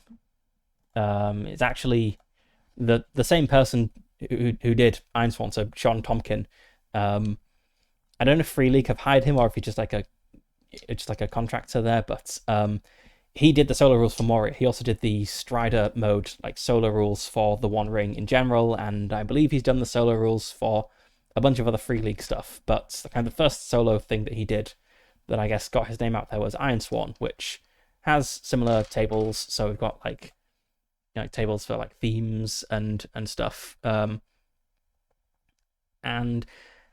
I found Ironsworn kind of tricky when I have played it, but I've actually had more success with Ironsworn than I did with the solo Moria rules, which I think is probably because Iron Sworn is designed like from the ground up to be a solo system, whereas the Moria solo rules just kind of bolted onto an existing system. So maybe they work a bit less well, at least for me. So Iron Sworn is also a possibility for the next game. I'm not really sure what to do next, so we're currently doing Morkin on Mondays, and I have a few ideas for things. But yeah, I'll think about it over the next week, and I guess a new campaign will... I don't know, maybe I'll do like a one-shot or something next week, but a new campaign will start on Fridays in the near future. And yes, yeah, the game never encouraged me to use some of the tables, whereas I can't remember off the top of my head, but I'm sure some of the Iron Swan moves, suggest that you roll on specific Oracle tables to like decide what happens.